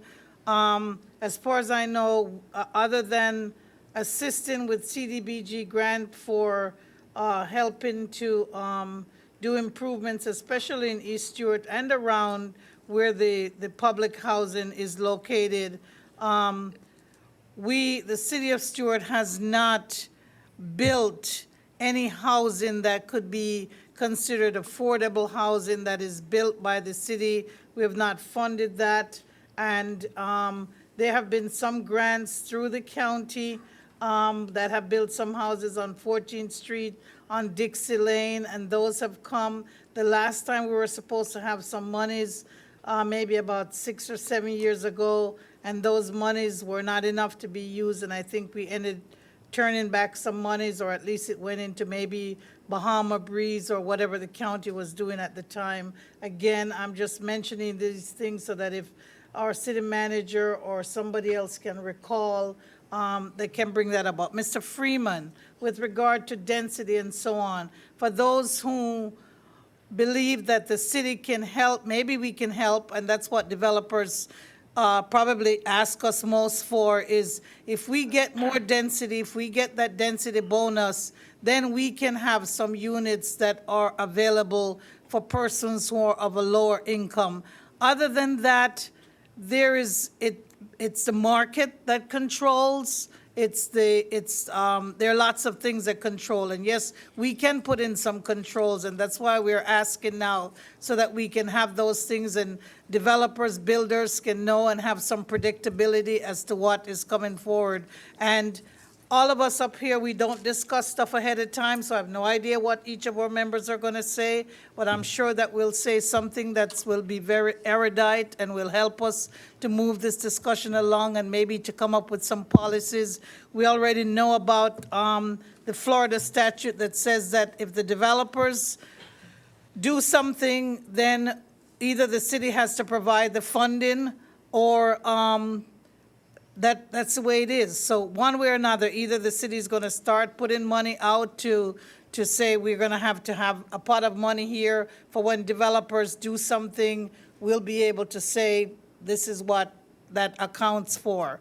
There are lots of discussions that will happen, but Kevin, I think that there were some people who had questions about, why is it that we just can't have affordable housing? Why is it just that we can't say that we're going to have 100 units for 10 city people? And because, again, I think the idea is that the city doesn't just provide housing on our own. We leave it to the market. We have our density. We can work with that. That's why we're here when we make changes. But to make changes, one of those things are making the density higher in some areas where we can, yeah. so that hopefully that balance will create a scale of economy where we can say that they can do some affordability. So if you want to talk, fine, but I see that Mr. McDonald is saying something, so if you want to keep the ball rolling, thank you, Mr. McDonald. Yeah, so this affordable, attainable housing, whatever the term we're going to use, is a challenge. And there's a lot of reasons why it's a challenge. Construction costs, land costs, management costs, cost of money, all of these things go into determining the baseline cost of the property. We start looking at density, which gets into density. The idea, there's the theory that you increase density, you lower cost. And then there's the supply and demand. So right now, there's not enough supply and very high demand. So, in fact, I've been speaking with a real estate agent out in Okeechobee, and as mentioned, because of the increased pricing in St. Lucie County, they're actually seeing a higher demand for properties in Okeechobee, and people are starting to buy in Okeechobee and commuting to Martin County. I was kind of surprised when I heard that in the last couple of weeks. So we have this problem. We also have the issue that you can't look at housing as a city of Stuart or a Martin County. It's a regional, national, statewide, and quite frankly, a national issue. And because people move around when they know because of the price of housing.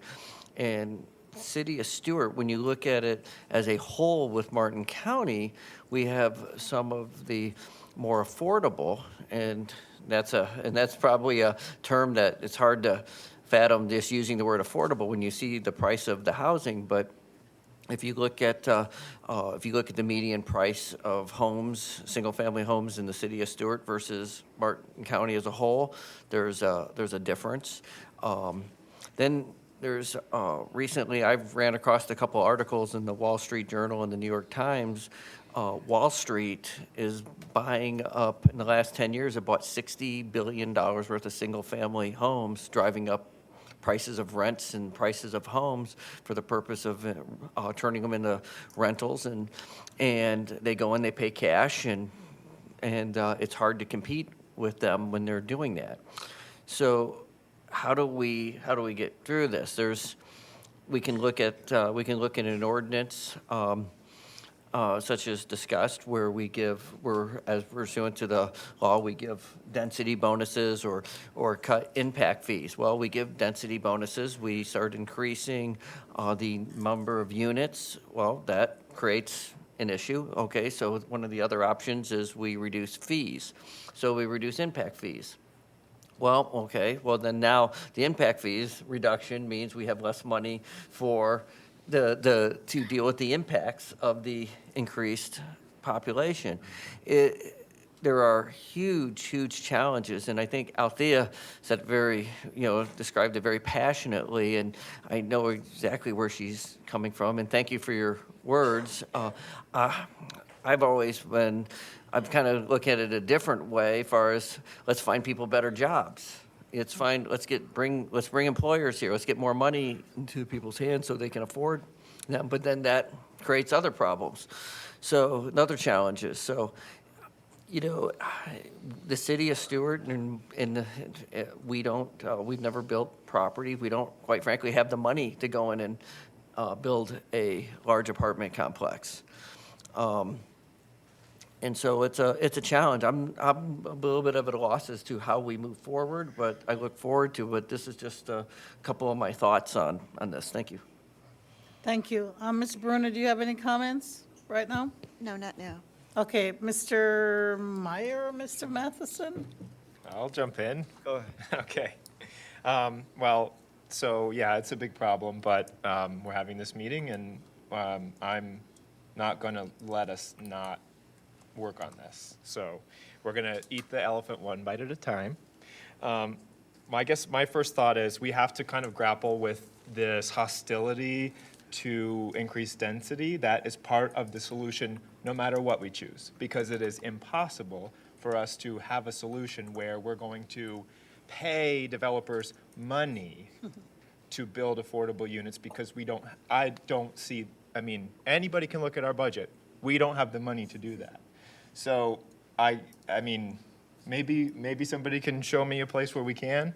We'll have to cut our police and fire to do it. If we have to do that, that'll be a way to go about it. But so for me, our solutions are hovering in this area of density, more units, smaller dwelling units, and all different flavors.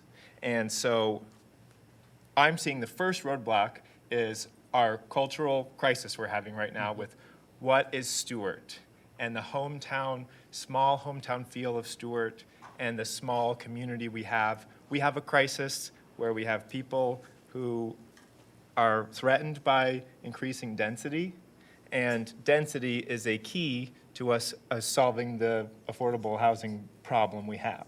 So we have to overcome that. That is something that, unfortunately, I think we have to sort of grapple with here, is how much density are we willing to accept?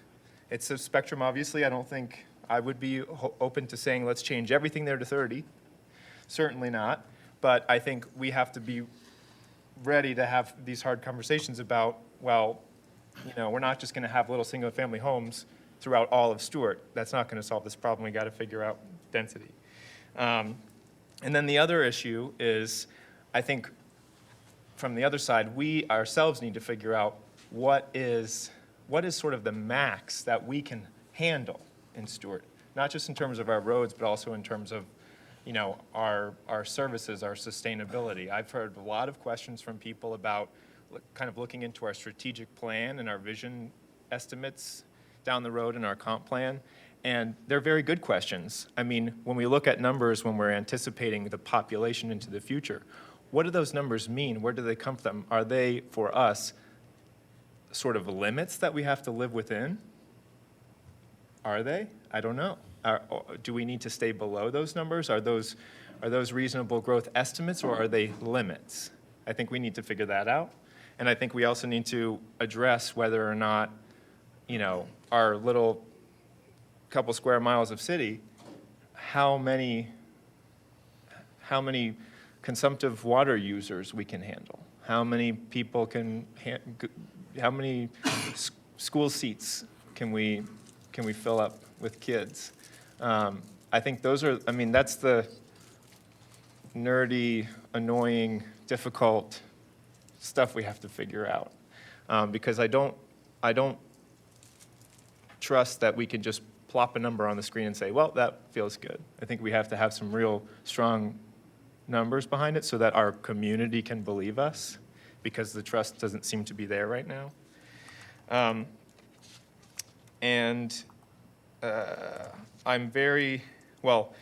We're going to get into the meat of it, I hope, but I want to talk about I want to pull apart a little bit about what HB 7103 did, because my discussions with other municipal officials and planning people is that we have to account for the costs imposed on a developer if we require affordable units. However, if we're not making a broad, wide-ranging code mandate that, in our existing zoning, if you're allowed to build 10 units on a piece of property by right, and we're going to make you put 10% of those as affordable, yes, we do need to cover the cost. But if we already have a limit and people are coming in with a PUD, my reading, and I guess it's going to be settled in case law, I don't think that we do need to account for the overage in those units, because they can still build by code. They can still build by right a less dense unit. And unfortunately, it's possible that if we require affordability baked into the extra units, that they'll just won't do it at all and just build by right. I guess that's a possibility. But I want to make sure we really get a firm answer on whether or not we have to account for all the future costs. Because in that case, the accounting for future costs to a developer, I mean, that's going to take a year. Like, we have to come up with a whole mechanism to analyze that.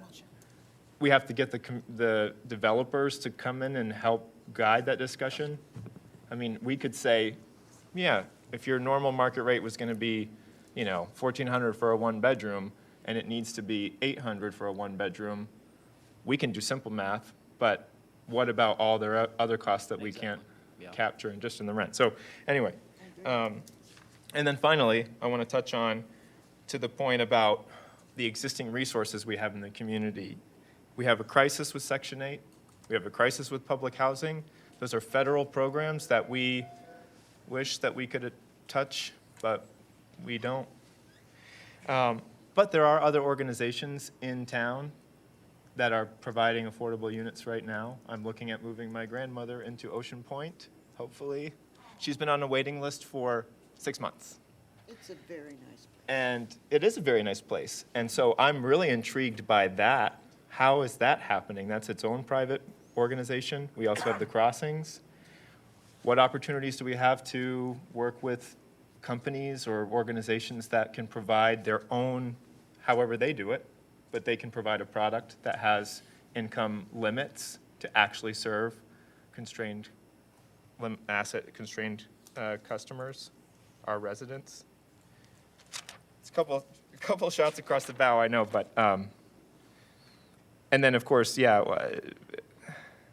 I know that there are federal services and I guess with the housing Section 8 vouchers and the public housing opportunities, as slim as they are, that are serving the extremely and very low income people.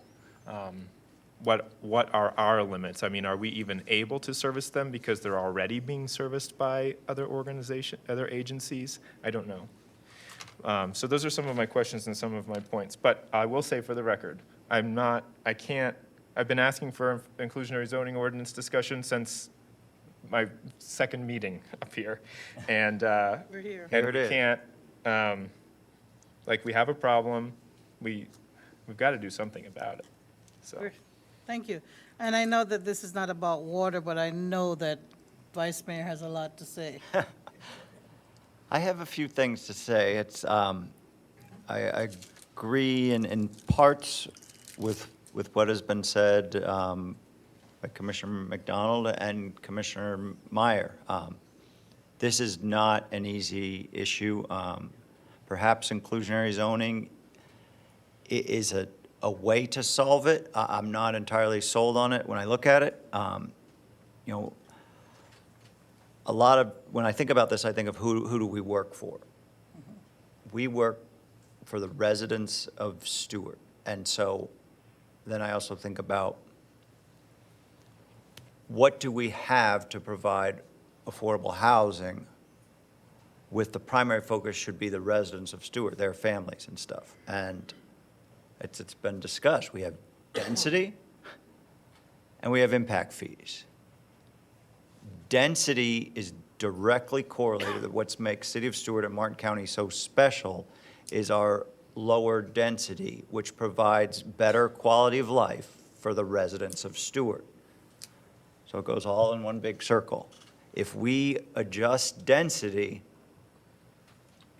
in my mind, we are negatively affecting some of the current people we work for. And that, again, is true for impact fees. Impact fees help pay, for all sorts of things, as we all know. So if we lower those impact fees to allow more people to live here, that burden is spread across our bosses, the residents of Stuart, for them to share, which in turn affects our quality of life, whether it's from schools to sidewalks to police to fire, everything. And our top priority really has to be quality of life. Now, I can't sit up here and say we can only think about quality of life for those that already have existing homes. We do have to think about that. But that's why, Kev, can you go to the future land use? You had it up earlier with the zoning density, the Excel spreadsheet with the zoning maximum. There we go. Yep.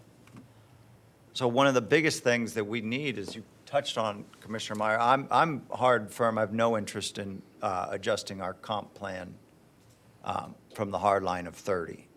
That's, if density solved the affordable housing crisis, then we could all go to Miami or New York and find really cheap housing, right? It doesn't work like that.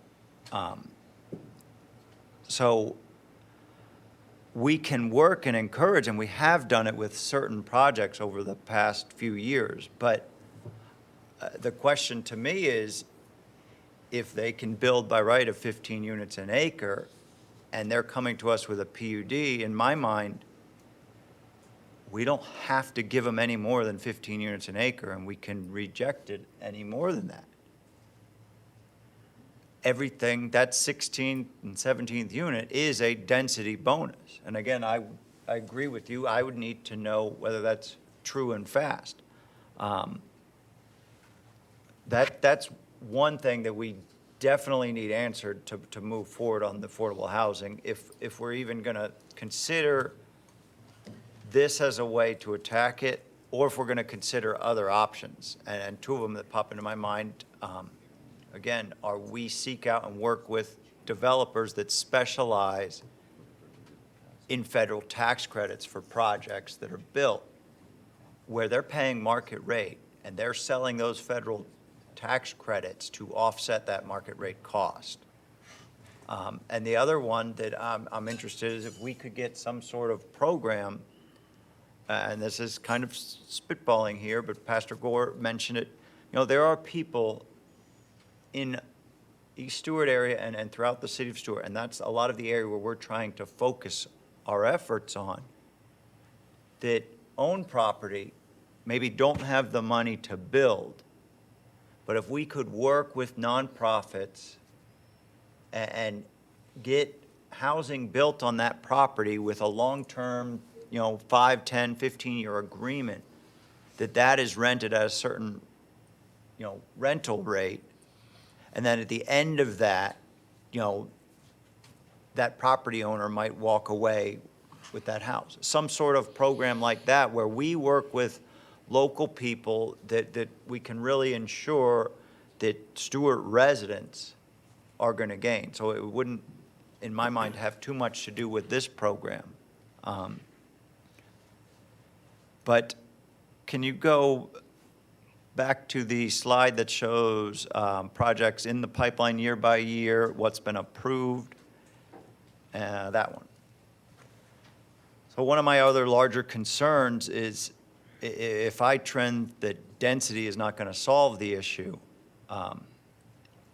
and that, as Commissioner McDonald stated, that a lot of our housing is less expensive than our neighbors to the south, than in Martin County. People want to live in Martin County for that quality of life. And I am concerned of what we have built so far. And I'd like to see that, slow down, for us to take a pause, especially in certain areas. If we want better projects coming up, all we have to do is say no to the offer that the developer is providing in a PUD. It is our choice. So if they get 3 votes that says no, the way I look at it, if we don't think it's the best for our residents, the odds might be pretty high that they might come back and put 20% of the units of workforce housing or lower. But I don't think we've gotten there because, as you said, Commissioner Meyer, they can always go back to what they can build by right. The tough part is when we have projects come before us that don't have that underlying future land use and zoning because of historical decisions in the past. That's why, for me, when I'm deciding something, I really need that baseline of what can be built by right on the property and what are we going to give with the PUD process. But overall, as a whole, I'd like to see us take a breather and let what's in the pipeline get built, besides maybe some really key parcels that we've been discussing, and would like to see something happen from those areas in particular. All right, thank you. I know that Commissioner Meyer has a question, but I want to just pose a question and hopefully get Mr. Mortel to do a little bit of research. But I know that there was a community reinvestment loan from the banks, that the banks are supposed to reinvest in the community. And I know that people have a problem going to banks, getting loans, especially people in the minority community. So I'm not sure if that is still in vogue and if our banks had even put any loan pool money together so that people could actually try to go to them based on their reinvestment back in the community. But if you could think about that, Mr. Mortel, and try to give us an answer. Mr. Meyer? Oh, thank you, Madam Mayor. I just wanted to, not a question as much as just a follow-up. I wasn't proposing to say that we jack up any of those numbers on that table. I think we're saying the same thing. However, I just want to make it very clear. The stories we heard today, just a few, the quality of life, our residents, there are many different residents currently living in this city, and for many of them, their quality of life is not very good right now. And they are not primarily focused on maintaining charm. That's not saying that I want to throw it out the window. Yeah. I'm saying that there are many people in our community right now who nobody is fighting for or speaking for. And they have much bigger problems than whether or not a slightly more dense housing project is going to be built next door to them. They are packed in 5 people into a 1-bedroom apartment. And so I'm trying to think about their quality of life too. And I'm not saying that you're not. No, I'm just saying we have to, there are a lot more residents, people in our community who are never able to be here to speak to us and don't know how this process works and aren't writing us. We're hearing from a lot of people who are privileged to understand this process. And so I'm trying to hold a lot of space for the people who are struggling, white-knuckling in this community, who would benefit from, and of course, it's not going to solve the problem. Miami has a historic housing problem, and they're very dense. Mm-hmm. But, by doing something like this where we come together and find a way to, give a little tit for tat, you can build a little bit more within those tables. That to me, I'm willing to face the wrath of the community who wants no more houses built here in order to know that we're giving something that is more approachable for those people who are packed into a... If we can ensure it's for those people, though, that's part of the... We can't ensure who, we can do Exactly. affordable housing and people from West Palm Beach can move here and we can't do anything. And the short-term rentals bill just passed. I mean, I was ready and armed to say, I have a solution. Let's work on accessory dwelling units. Well, we have no ability to approve accessory dwelling units, and then suddenly, they're all going to be built for Airbnbs. Yeah. And so, we are so hamstrung by what the state has done to us that, we can't prevent, I mean, we also can't prevent the market from coming in and investors buying up, like those people who bought up 3 and 4 units in the new townhouse community on Central, and then complaining about the fact that the price is going up. Yes. You just bought 4 of them, you know? You know, also Trillium went from 200,000 to 300,000. And, So that means they're buying them. They're and buying them all. Pulte went to an auction for the ones on East Ocean. They're over 400 now, and the sign said starting at 3. So it's In response- the market is being driven by outside forces. In response to the mayor's question about the Community Reinvestment Fund, there was $3 billion placed in the Community Reinvestment Fund that was set out for the purpose of it. It works to address social and economic inequity through new financial solutions that help empower people, build sustainable communities, and inspire systematic change. And they do have up to $3 billion available for lending in small businesses and for developers to build housing in communities. But we're not having trouble finding developers that have found lenders that are loaning money to build new housing. They also base it, you can apply for a loan and they base it, you have to have credit, and it's basically commercial lending rates, but they do give preference to different socioeconomic backgrounds, and they have a mission and a story, et cetera. But it's not, it's more of a thing that not the city would apply for, but that private entities would apply for. Yes. Madam Mayor? Yes, yes, sir. Yeah, I recall, and you were the only one that was here when we did this. I'm going to go back 7, 8 years. There was a developer that wanted to do a 55-year-old plus low-income rental community on Central Parkway, right there by. There was a church there at one time. It's a vacant lot now, and so there was something that we had to do, or the city, in order for them to A even letter in apply. lieu of. In order for them to apply for the tax credits, there had to be a concession, and we agreed to put in a sidewalk along Central Parkway if they got that approved.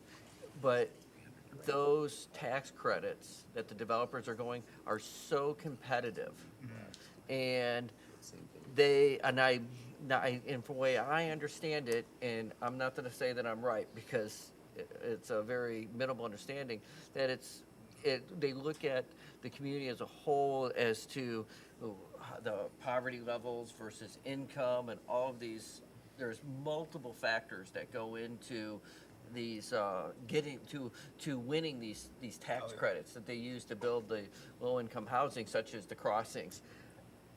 That is something that we're not part of. We're not part of the selection process. In this particular case, we did pony up and do what they agreed to do if they got the project, to do the incentive. And the incentive they asked for, which was the sidewalk, was exactly what they asked for. Mike, do you remember that? There's a lot of programs, and in fact, there's still some companies that have searched around the area, but in order to qualify for the grants, you're correct, they are highly competitive. They do it on an annual basis, and the more loan, or not loan, the more gift that comes from or grant that comes from the municipality, the better chances that they get for receiving these tax credits. And what they do is they can build, and they agree to perpetual housing limitations. And what they do is they sell the tax credits and generate the money from the sale of the tax credits they get, so that their construction costs, like let's say right now, construction cost on a wholesale value might be $200 a foot. But because they can sell the tax credits of that generated money, let's say they get $150 a foot in tax credits, they net out and can build their construction for $50 a foot. And as a result, they can clearly rent it at a much lower rate. But it requires, number one, now it's grown, it requires the municipality to agree to grant and be invested in the application. And it's conditional. I mean, there's a couple developers in West Palm that do it, and they've looked around Stuart to do stuff like that. The one that was on Central Parkway, I can't remember why they didn't do it, but I think it was simply because they didn't They get didn't get it. chosen, right? They didn't qualify, and they can continue submitting, but they don't. They move on. Yeah. Madam Mayor? Mr. City Manager and Mr. Freeman, and I'm going to let City Manager talk. I was going to just ask, and you can think about it, if there's anything concrete that we can do with the City of Stuart as a government agency and with the Martin County Affordable Task Force from the Board of County Commissioners, which I think they have some money and they've been doing some things. I know that like the Indian Town not-for-profit group that even took over the Bahama Terrace within the City of Stuart, and how they did that and how they helped us with some SHIP monies in the past to do the houses on Dixie Lane and some of the houses on 14th Street. Maybe if somebody could try to address that. But City Manager? Thank you. Just a couple things, what you guys are talking about with the tax credits and a true affordable housing developer, which you wouldn't need inclusionary zoning for because they are a true affordable housing developer. There has been one that Kev and Mike and I have been speaking with that are very interested in doing one here locally. Of course, the issue has become land and finding the right parcel and making that parcel work. But they are interested. They have cited a couple different pieces of property that we've talked to them about, but that is a true affordable housing, low-income development. If you recall, we were also in a cooperative relationship with the Housing Solution, who was here on a 2-acre piece of property that the City of Stuart owns north of the bridge to do a similar deal. I think it might be more workforce-type housing up on that piece of property, and I believe they are also applying for tax credits. As it relates to impact fees, and you guys talked several times about reducing or giving some type of benefit, our current code currently allows for those credits to be given to a true affordable housing developer. So it's already contemplated in our impact fee ordinance if that were to come about, if someone with a true development were to come forward. We kind of have two different conversations going on here parallel. One is about affordable housing, whether that's low income or attainable, and we have what we've already approved, what's in the pipeline, and what do we want to do for the future of just market rate approval on stuff. And so my hope from any discussion, deliberation, or workshop that we do is that when we leave here, staff has some kind of idea of the direction or policy you guys want to set going forward as it relates to both of those. If you want us to do more in-depth research on inclusionary zoning and what that would take, whether that would take us hiring some type of a consultant to figure out what the benefits would be we'd have to give to a developer, or whether that would be a staff person that we may have to hire additionally to do that because it is quite complex. We could dig deeper into that and bring something back to you as far as what it would cost or what it would take for us to actually go down that road of an inclusionary zoning ordinance, or we can leave that alone for now and try to still play in the market with these true affordable housing developers to get them to come here and build one or two projects here within the city. And then secondly, what it is that you guys want us to do for future market rate multifamilies that are coming into the city. I just, my opinion, I would, if we're gonna pursue, as far as the affordable housing side, I'd rather an inclusionary zoning, I would much rather pursue at least one project that was true affordable housing. I think that would be that'd just be in my opinion. And recognize it, I think the public needs to understand, the city doesn't own any land. Right. We're not rezoning anything by doing It's this. just inviting them in to look and see what we have. Right. And I tend to agree with that thought process. I'm not sold on the inclusionary zoning because, I mean, I would like the simple, it's not exactly simple, but in a PUD, if we can, by commission approval, go from 15 units an acre by right to up to 30 units an acre, is that density above 15 units, can that be considered a density bonus?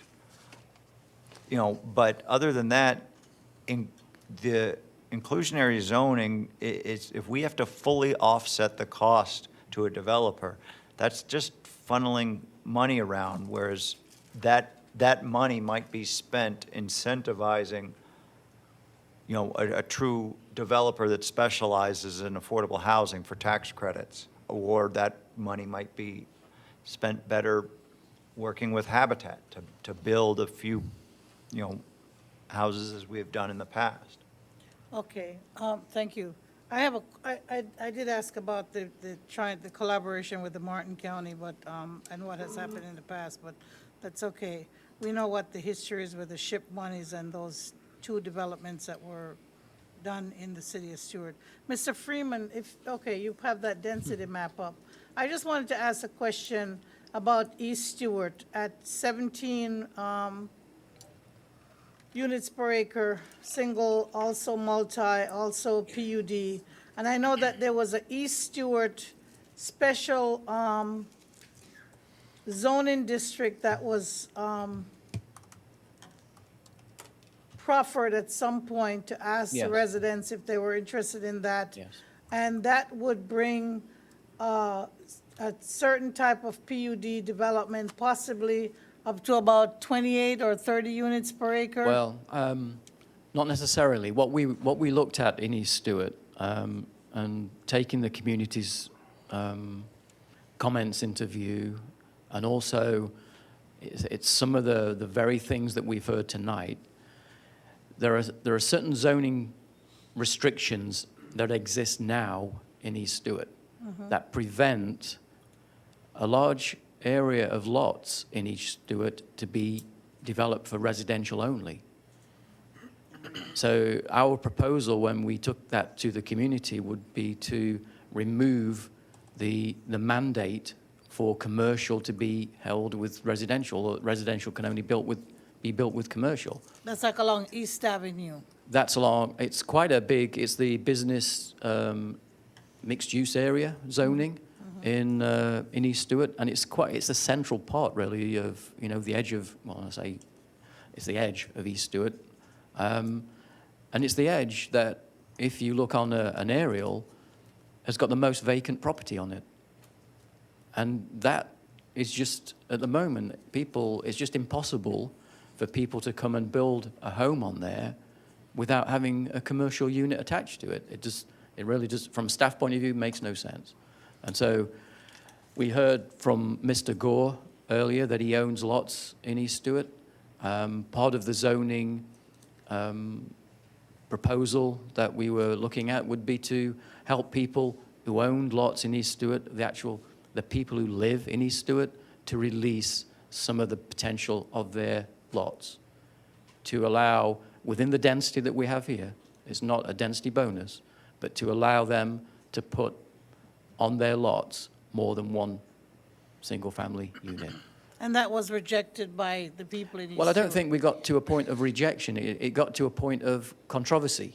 And I think it got to a point where there's a difficulty in communication between a government agency that's moving into a community that's very sensitive to change and sensitive to their own identity, that, a white Englishman coming along and suggesting ideas is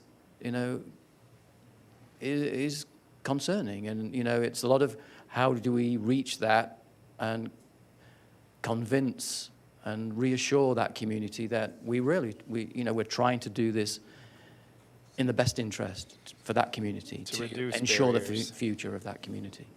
Okay, and so those are things that maybe there are opportunities to change density and to do some things. But again, I think the discussion that we've had here, that the inclusionary zoning is not just the only way to go.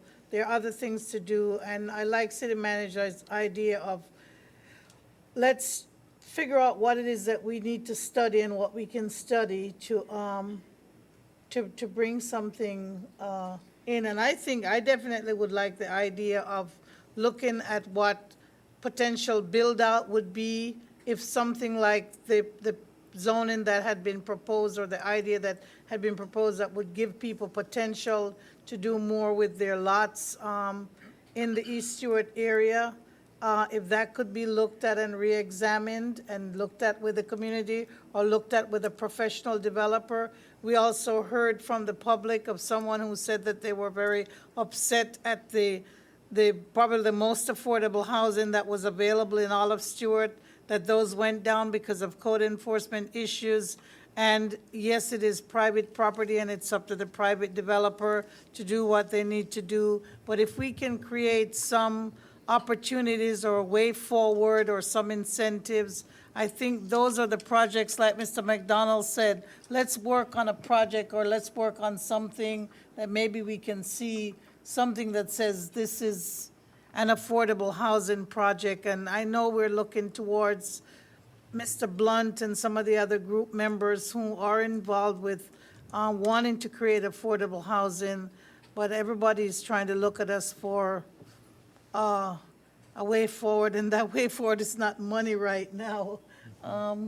Mr. Meyer? Yeah, thanks, Madam Mayor. Okay, so, yeah, let's try to maybe tie this up. Yes. So I'm hearing that maybe inclusionary zoning might be too onerous for us right now. That's fine. I don't want to lose sight of East Stuart. I think we brought up again a big challenge. I don't want to lose that in this discussion.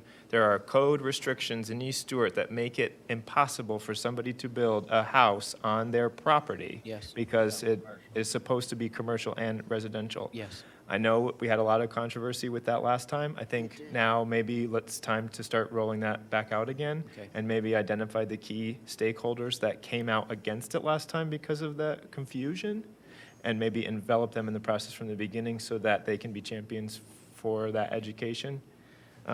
Is that? I like that, yes. Okay. Can I just ask you, because one of the things that switching it just to residential wasn't the issue. What happened was we tried to, or the development department tried to apply the same zoning as the remainder of the community, where if you did a PUD, you could do up to 30 units an acre with a commission action. And the 17 units an acre is a by right with no commission action zoning. And I think that's where the confusion got. Do you want it to come back with that additional zoning, or do you want it just to be removing the commercial component? I think there's, there's- with- can I just, What bite at there's the there's apple? two, there's, Mike, yeah, the city attorney is correct. There are two separate elements to this. There was one, this strike to really resolve the zoning that wasn't working. And then there was also allowing the ability to do planned unit development in East Stuart. Creating an East Stuart PUD. Yes. Right, so- yes, I remember. So there were two issues there. Right. And they got wrapped up. But essentially, I think the break point to this is resolving the zoning Right, in I East agree. Stuart. Yeah, so. So just the The mixed use right. issue. Because I think we also, because we've pulled back on the East Stuart PUD, we incorporated that effort into the UPUD. Yes. So that Yes. covers. Yes. Okay, so. Although a UPUD is not permitted in East Stuart. But that would be a change that we That's could why make they in need that that rezoning. zoning I would, category. I would think, from what we went through before, this step by step. Right. Let's eat the elephant. Yeah. One bite at a I'll take a toenail, and I think. But, yeah, so. I think just to establish with the property owners in East Stuart and get some, momentum on that to With show. those stakeholders that Yes, that came out absolutely. at the end in opposition. Absolutely, We'll make sure they're involved from the beginning. Yes. Okay, so, and then, as far as PUDs, I am not opposed, Vice Mayor, to, your suggestion at creating maybe an informal policy. I don't know if it rises to the level of a inclusionary zoning ordinance, but an informal policy that staff knows that the commission is not necessarily going to entertain a density above what is by right, and that unless it is tied to mostly, if Well, that's- not all, I think it affordable. could be considered a taking. Yeah. I'd be Well, worried that's, about yeah. that. And I think Commissioner MacDonald is hitting on something here. Within the zoning for residential PUDs, it points to the comprehensive plan. So it points to the fact that if somebody comes in with a PUD, they can hit the comprehensive plan density, which is the 30 in certain circumstances, not in all circumstances. Right. But the read that I think we need is more from a legal point of view, is that step from 15 to 30 through the PUD process, Right. which is a determination by city commission, is that, and I don't like using the word bonus, but is that a that the bonus? bonus? Right. Is that the, the payment? And that's more of a legal thing, it's- That may take a court case at some point. yeah. Well, I mean, court cases happen when people try to figure out how it works. And, I don't want us to get sued.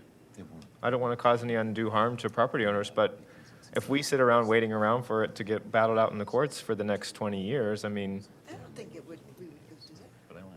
I guess I'm just saying, maybe we can be willing to try some things, but obviously we need more legal opinion on it. But I'm not against the idea of treating it as a bonus if it turns out that that's fine. But I also just want to make sure, we did, last year? Yeah, it was last year, when, remember, we went through, as a commission, we all decided, because we were having so much trouble meeting sort of in the middle on how we approve PUDs, we came up with that table. Amenities table, remember? And affordable housing was 1 point score on that. And so while I agree with you, Vice Mayor, I would like to require everything above be affordable. We already have an established policy that other amenities. I agree, and it's just, if we want more from that menu, I mean, the onus is on us for approval or denial, I guess, with that, and how much we get from that menu. Could that That's why we didn't put criteria specifically, because we it's started on putting- us to decide.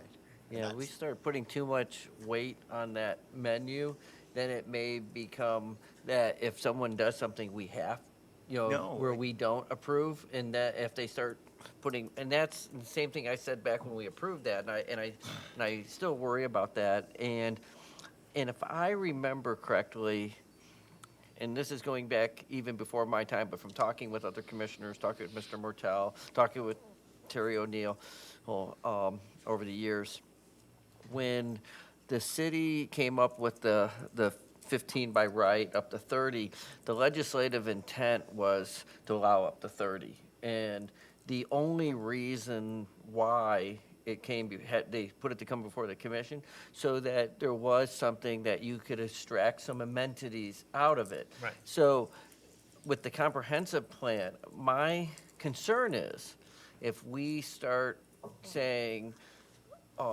you looking at anything over 15 as a density bonus, now we're potentially looking at Bert Harris actions. And we can sit there and say, it's getting sued, it takes a lawsuit or something. But I can tell you, I know how much the Harborage lawsuit cost us at $17,000, $18,000 a month for 3 years. Until Mr. Mortel came along and took it over. But There we go. and thank you very much, Mike. You saved us $180,000 plus a year. So Along the lines of this, I should mention that this statute has been amended once already, and every seminar you go to or any webinar you listen to, they say the same thing we're having the discussion here. No one's tested yet. We don't know what the test means.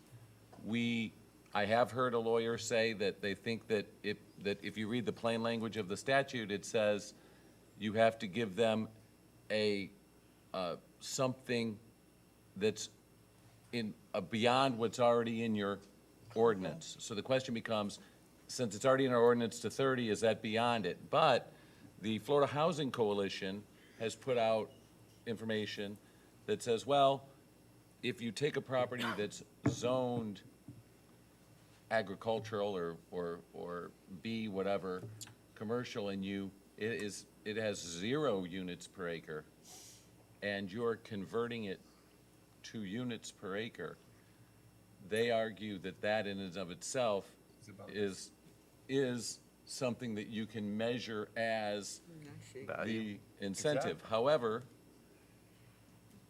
you have to go back, like, if we looked at the annexation of somebody, and during the discussion of the meeting, some property was annexed, and they said they could do residential at the meeting, and then later it didn't get that zoning until they came in for the annexation zoning, it might generate a significant challenge. And again, you don't know what the outcome is until somebody else does it. It's just so much better when somebody else does it first. Yeah, because we can spend $1 million and lose. So, And then, Well, and the other question is, what if you want? What is it that you want if you want? That's what the staff is more interested in. Let's assume you could pass a magic wand and you would win.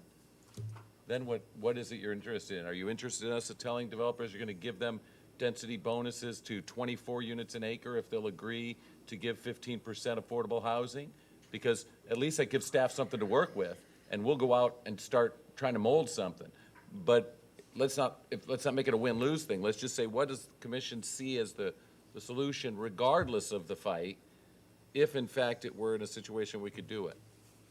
Thank you. I know that Commissioner, Vice Mayor may have something, but just, I know that, and then we need to I'm not gonna limit anybody. If we need to wrap up, it's almost 8 or whatever, but, while Commissioner, Vice Mayor is thinking, and, I'm gonna ask, our city manager to think about, trying to digest what we've been talking and see if he thinks that he has learned anything in terms of any way that we might want to be going, but I think that some of our members are going to probably come forward with some ideas of what we might need to go forward. But while we're doing that, and I hate to call on anybody without them knowing ahead of time, but if we could even get some more public input, and I was going to ask if Mr. Blunt had any words at all. Yeah. do you have the answers? Or Madeline. Thank you, Mr. Blunt. Thank you, Nick Blunt. I represent the Housing Solutions Council. We have a fairly limited mission statement. It certainly is not inclusive of everything we've heard here tonight. We were formed 3 or 4 years ago to address workforce housing, and in particular about the people in the community that came to us saying, we can't afford to live here, and so we're addressing that. And what I've heard tonight is all over the board, and I think it's going to have to be broken down into different pieces and addressed, but I don't envy you having to how to bring all this together. It's going to have to be some kind of a workshop, or but have a good outline going into it on, we've got what do we do to eliminate the tent city? That's one issue. What do we do about East Stuart, who wants to protect their, provide housing and meet the needs there? These are all different chapters in the overall strategy that needs to be addressed.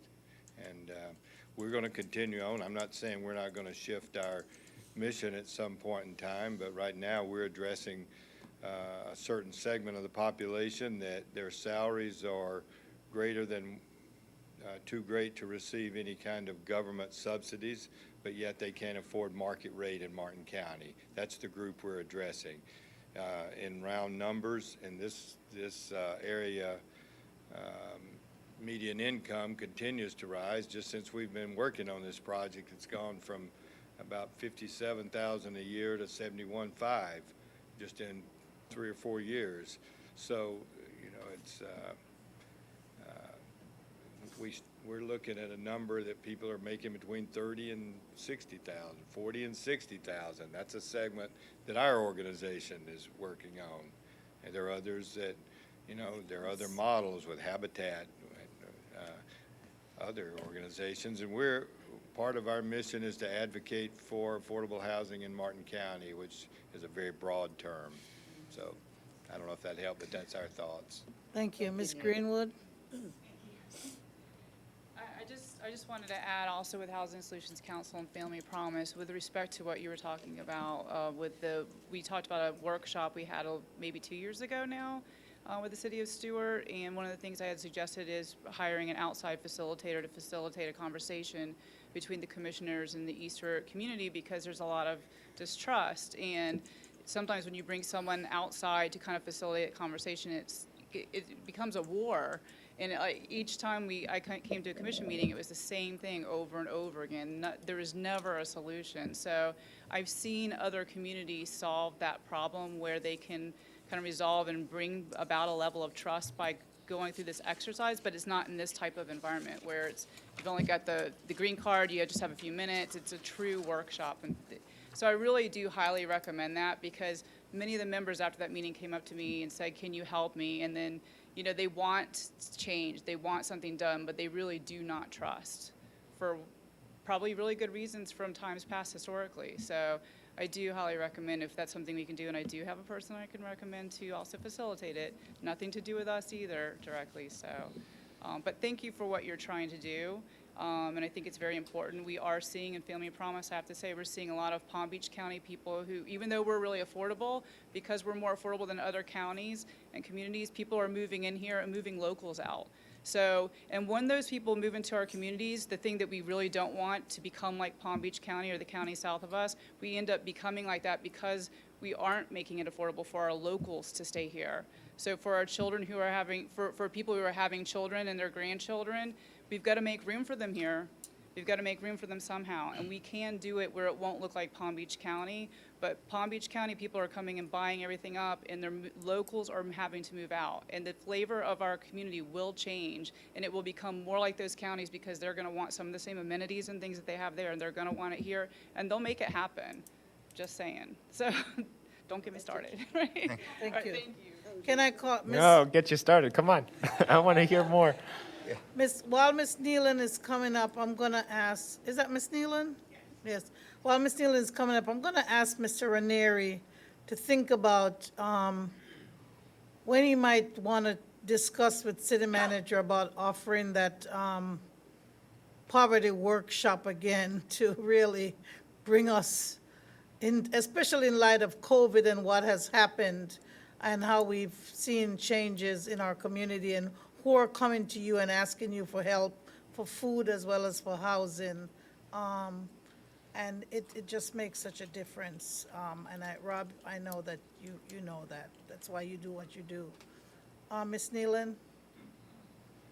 Sorry, please bring up your green cards to the clerk afterwards. Green card? Yeah. Like a immigrant Chief, can card? you give her a green card? After. You're a citizen, you don't. Hello. Your green It's been a long time since I've been at a commission meeting, sorry.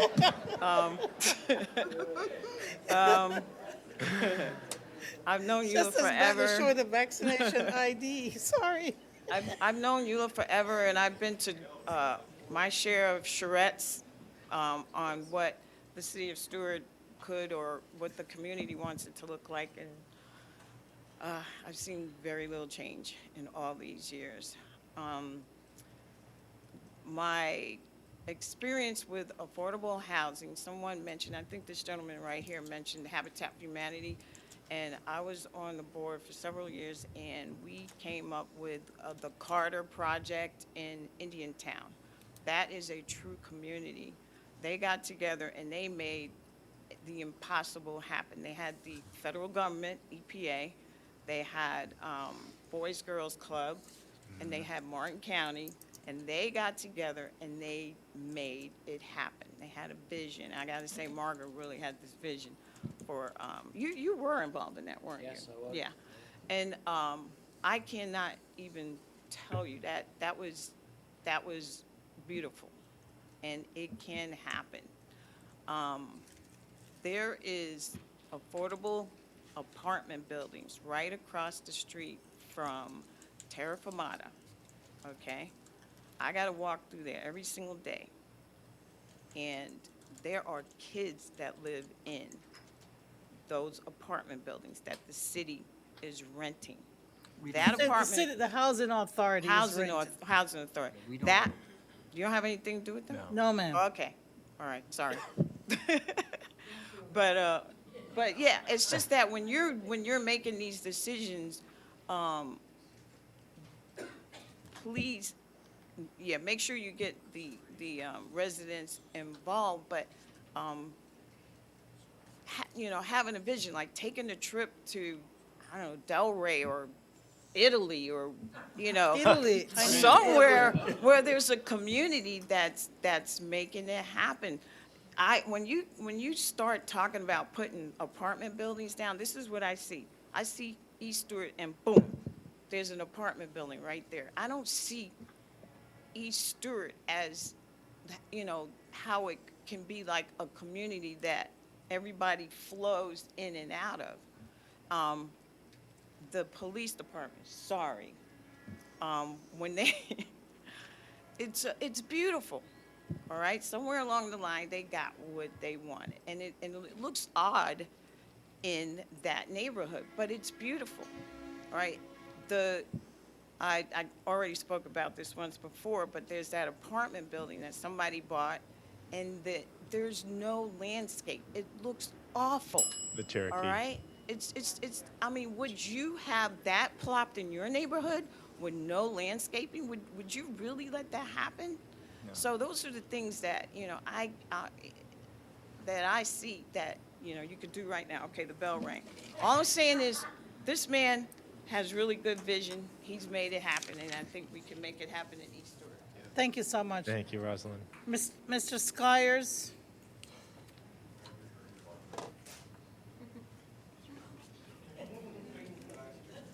Evening, Commissioners. Thank you, Madam sir. Mayor. I think this occasion calls for thinking outside of the box. Everything that you're restricted by, zoning, density, et cetera, revolves around finance. That's the driving factor for why you have to create these mechanisms to facilitate inclusion. If you were not to use the stick, but to use the carrot instead, and approach all the pension funds, fire, police, health, and say, hey, could you set up a private fund throughout Martin County for us to build housing, a lot like they do in Britain, with 55-year mortgages on them? You'd build them structurally sound using CBS construction. The game changes, because now you're incentivizing developers and homeowners, residents, to think in terms of creating mechanisms that align themselves with where you're growing and conceptually where you're going. What you're doing with the stick is with the inclusionary zoning, is you're saying, I'm going to force you to do this. And what people do, human beings, they find mechanisms to skirt that as closely as they can. Instead of doing that, change your thought process, change the paradigm shift, because the real issue on the table is about money. It's about the cost of construction and whatever profit margins these developers are trying to seek. And if you address that by creating the mechanism where they can enjoy that experience, then I think you'll achieve your objectives. Once they have the ability to finance a development over a 50-year or 55-year period, they can pass on those savings. Even if you want to put a deed restriction on their properties after that, they'll make enough return on their investment from a cap standpoint that they'll more than be happy with you, and it'll achieve your goals, your objectives, and it'll achieve theirs. Thank you, sir. Thank you. Thank you. Commissioners and City Manager, Commissioner Meyer.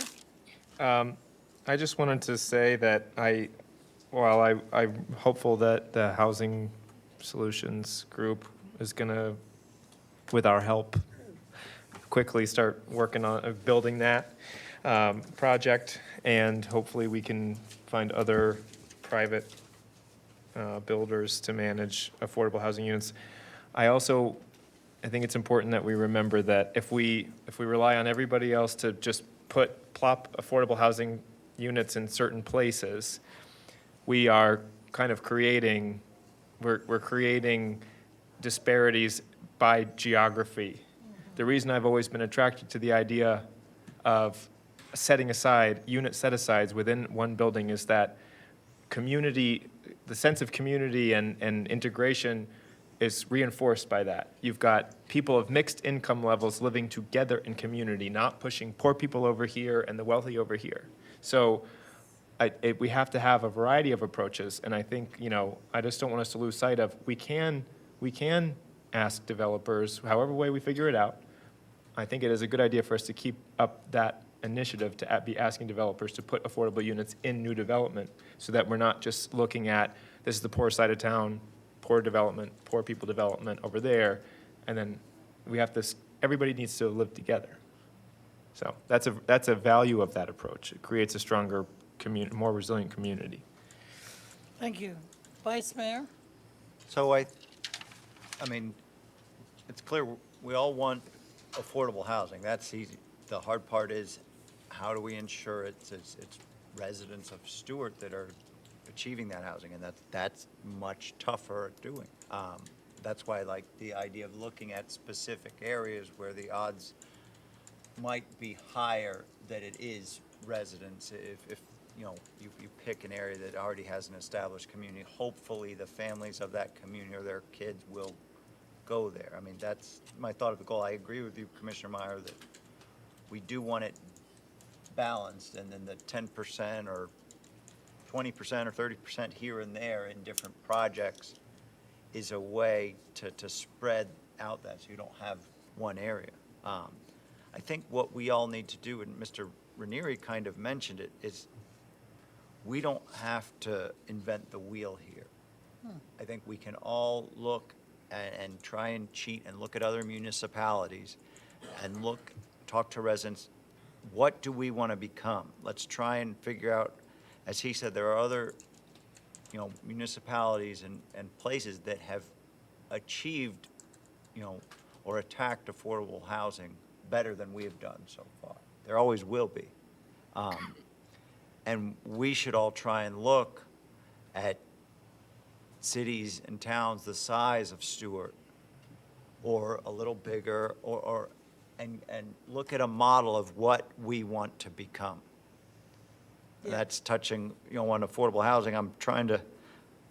I know we should probably wrap this up, but I'm, again, becoming more and more hesitant with the non-affordable housing, open market growth, because of my concerns of what it will do to the quality of life and that market value. I am all for if we can attack the affordable housing in different ways, but I'm interested in seeing what projects we've already approved and seeing how that balances out, as far as David's other comment on general market growth within the city.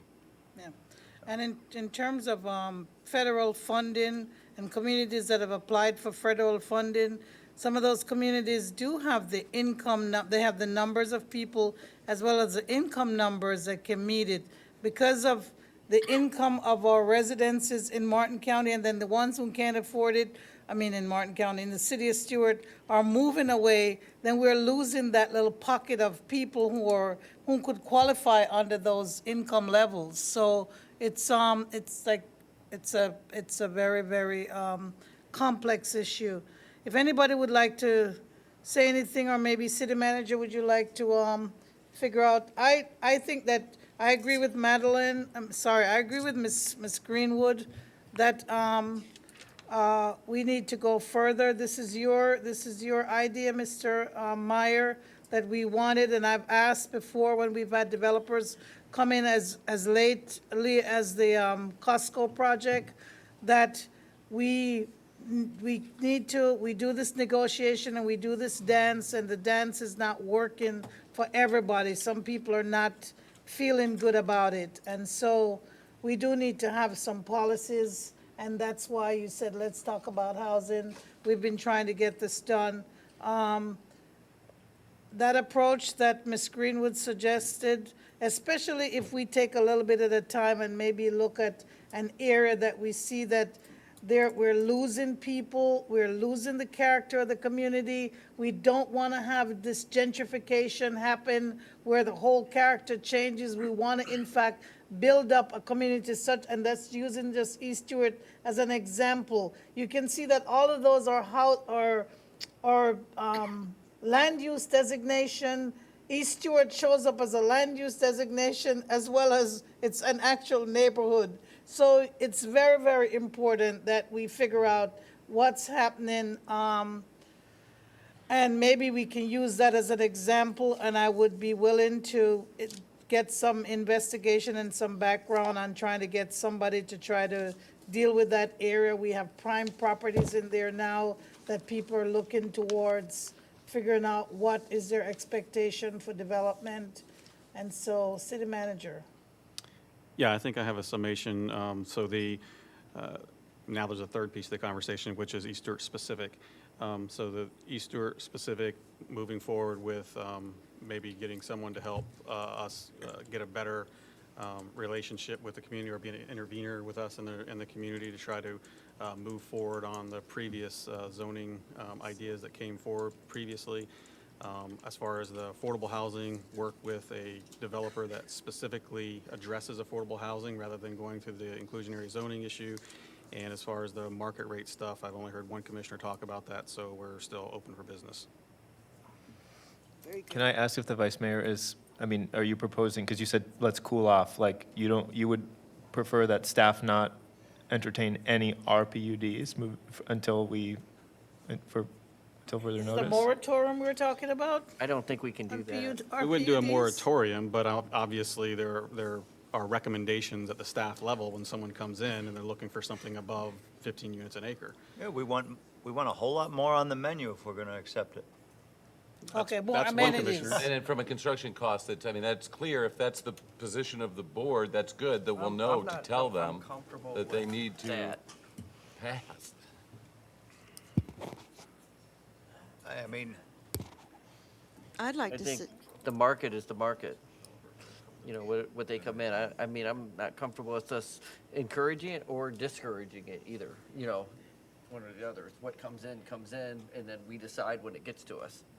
I guess that's But one of the points of this workshop was that the board has said to us that they don't like stuff coming all the way to the board and them asking for 25 to 30 units an acre and it getting all the way to the board based upon the code. And so as staff, what we're looking at is if you don't want it to come at 25 units or 28 units or whatever it is, and you tell us that, then it won't.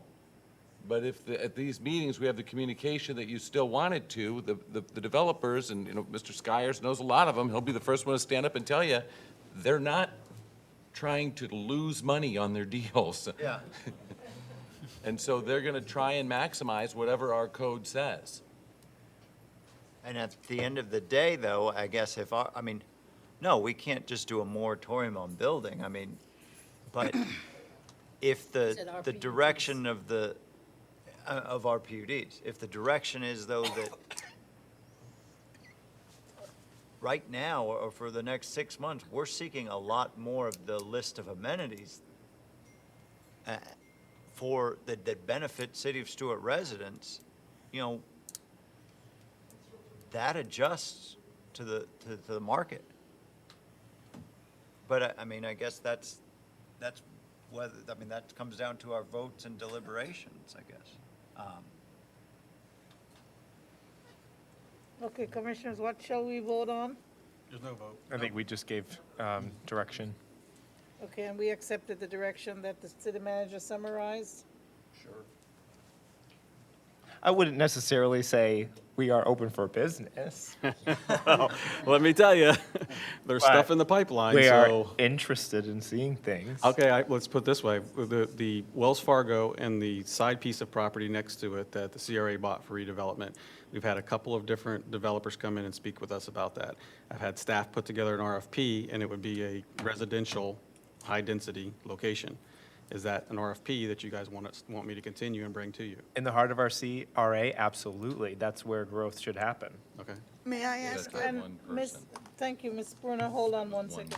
Mr. City Manager, that has also been brought to me about, why can't we try to organize and work with either a developer or landowner, especially in the East Stewart area, to use some CRA funds to purchase something, to do something? We use CRA funds to work with Azul and other areas. You could do that. There's nothing for sale. Bring me a piece of property. I've tried to buy Yeah, because we property. tried to buy that property at We 720 even Martin bid on Luther King. stuff that's up for auction. Yeah, I was going to say that there's funds available, the city's tried, we would be happy to do it. If people wanted to sell we could purchase it and develop it. Or have someone develop it. Ms. Bruner, Commissioner Bruner? Most of the people that have been really upset and this fast growth that we've had, that just came so quickly, weren't expecting it. But the annexing, it was the biggest thing. Can we slow that down? Because what you're talking about, what is going to come before us, is here in our city. You don't have to worry, there's not very much Right. annexing left. I know. It's all over, so that's slowing down on its own. There think simply so. isn't any And there land. hasn't been any annexing. Right, and there hasn't, and I don't remember the last time we annexed, I think it was 2018. Madam Mayor, to Commissioner Bruner's point, I agree. I think that's maybe one thing that we didn't really discuss tonight that maybe we could look at again or finesse a bit more. Development, development across the city is not all the same. Obviously, it's not just by zoning and by land use. There is, good planning principles across the board want us to incentivize development within the CRA. So, I'll go out on the limb and say, I am definitely all for maximizing density, of course, with restrictions in our CRA. I'm most open to it there.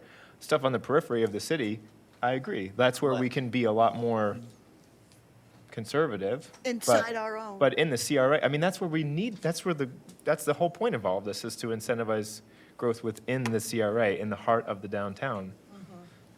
So.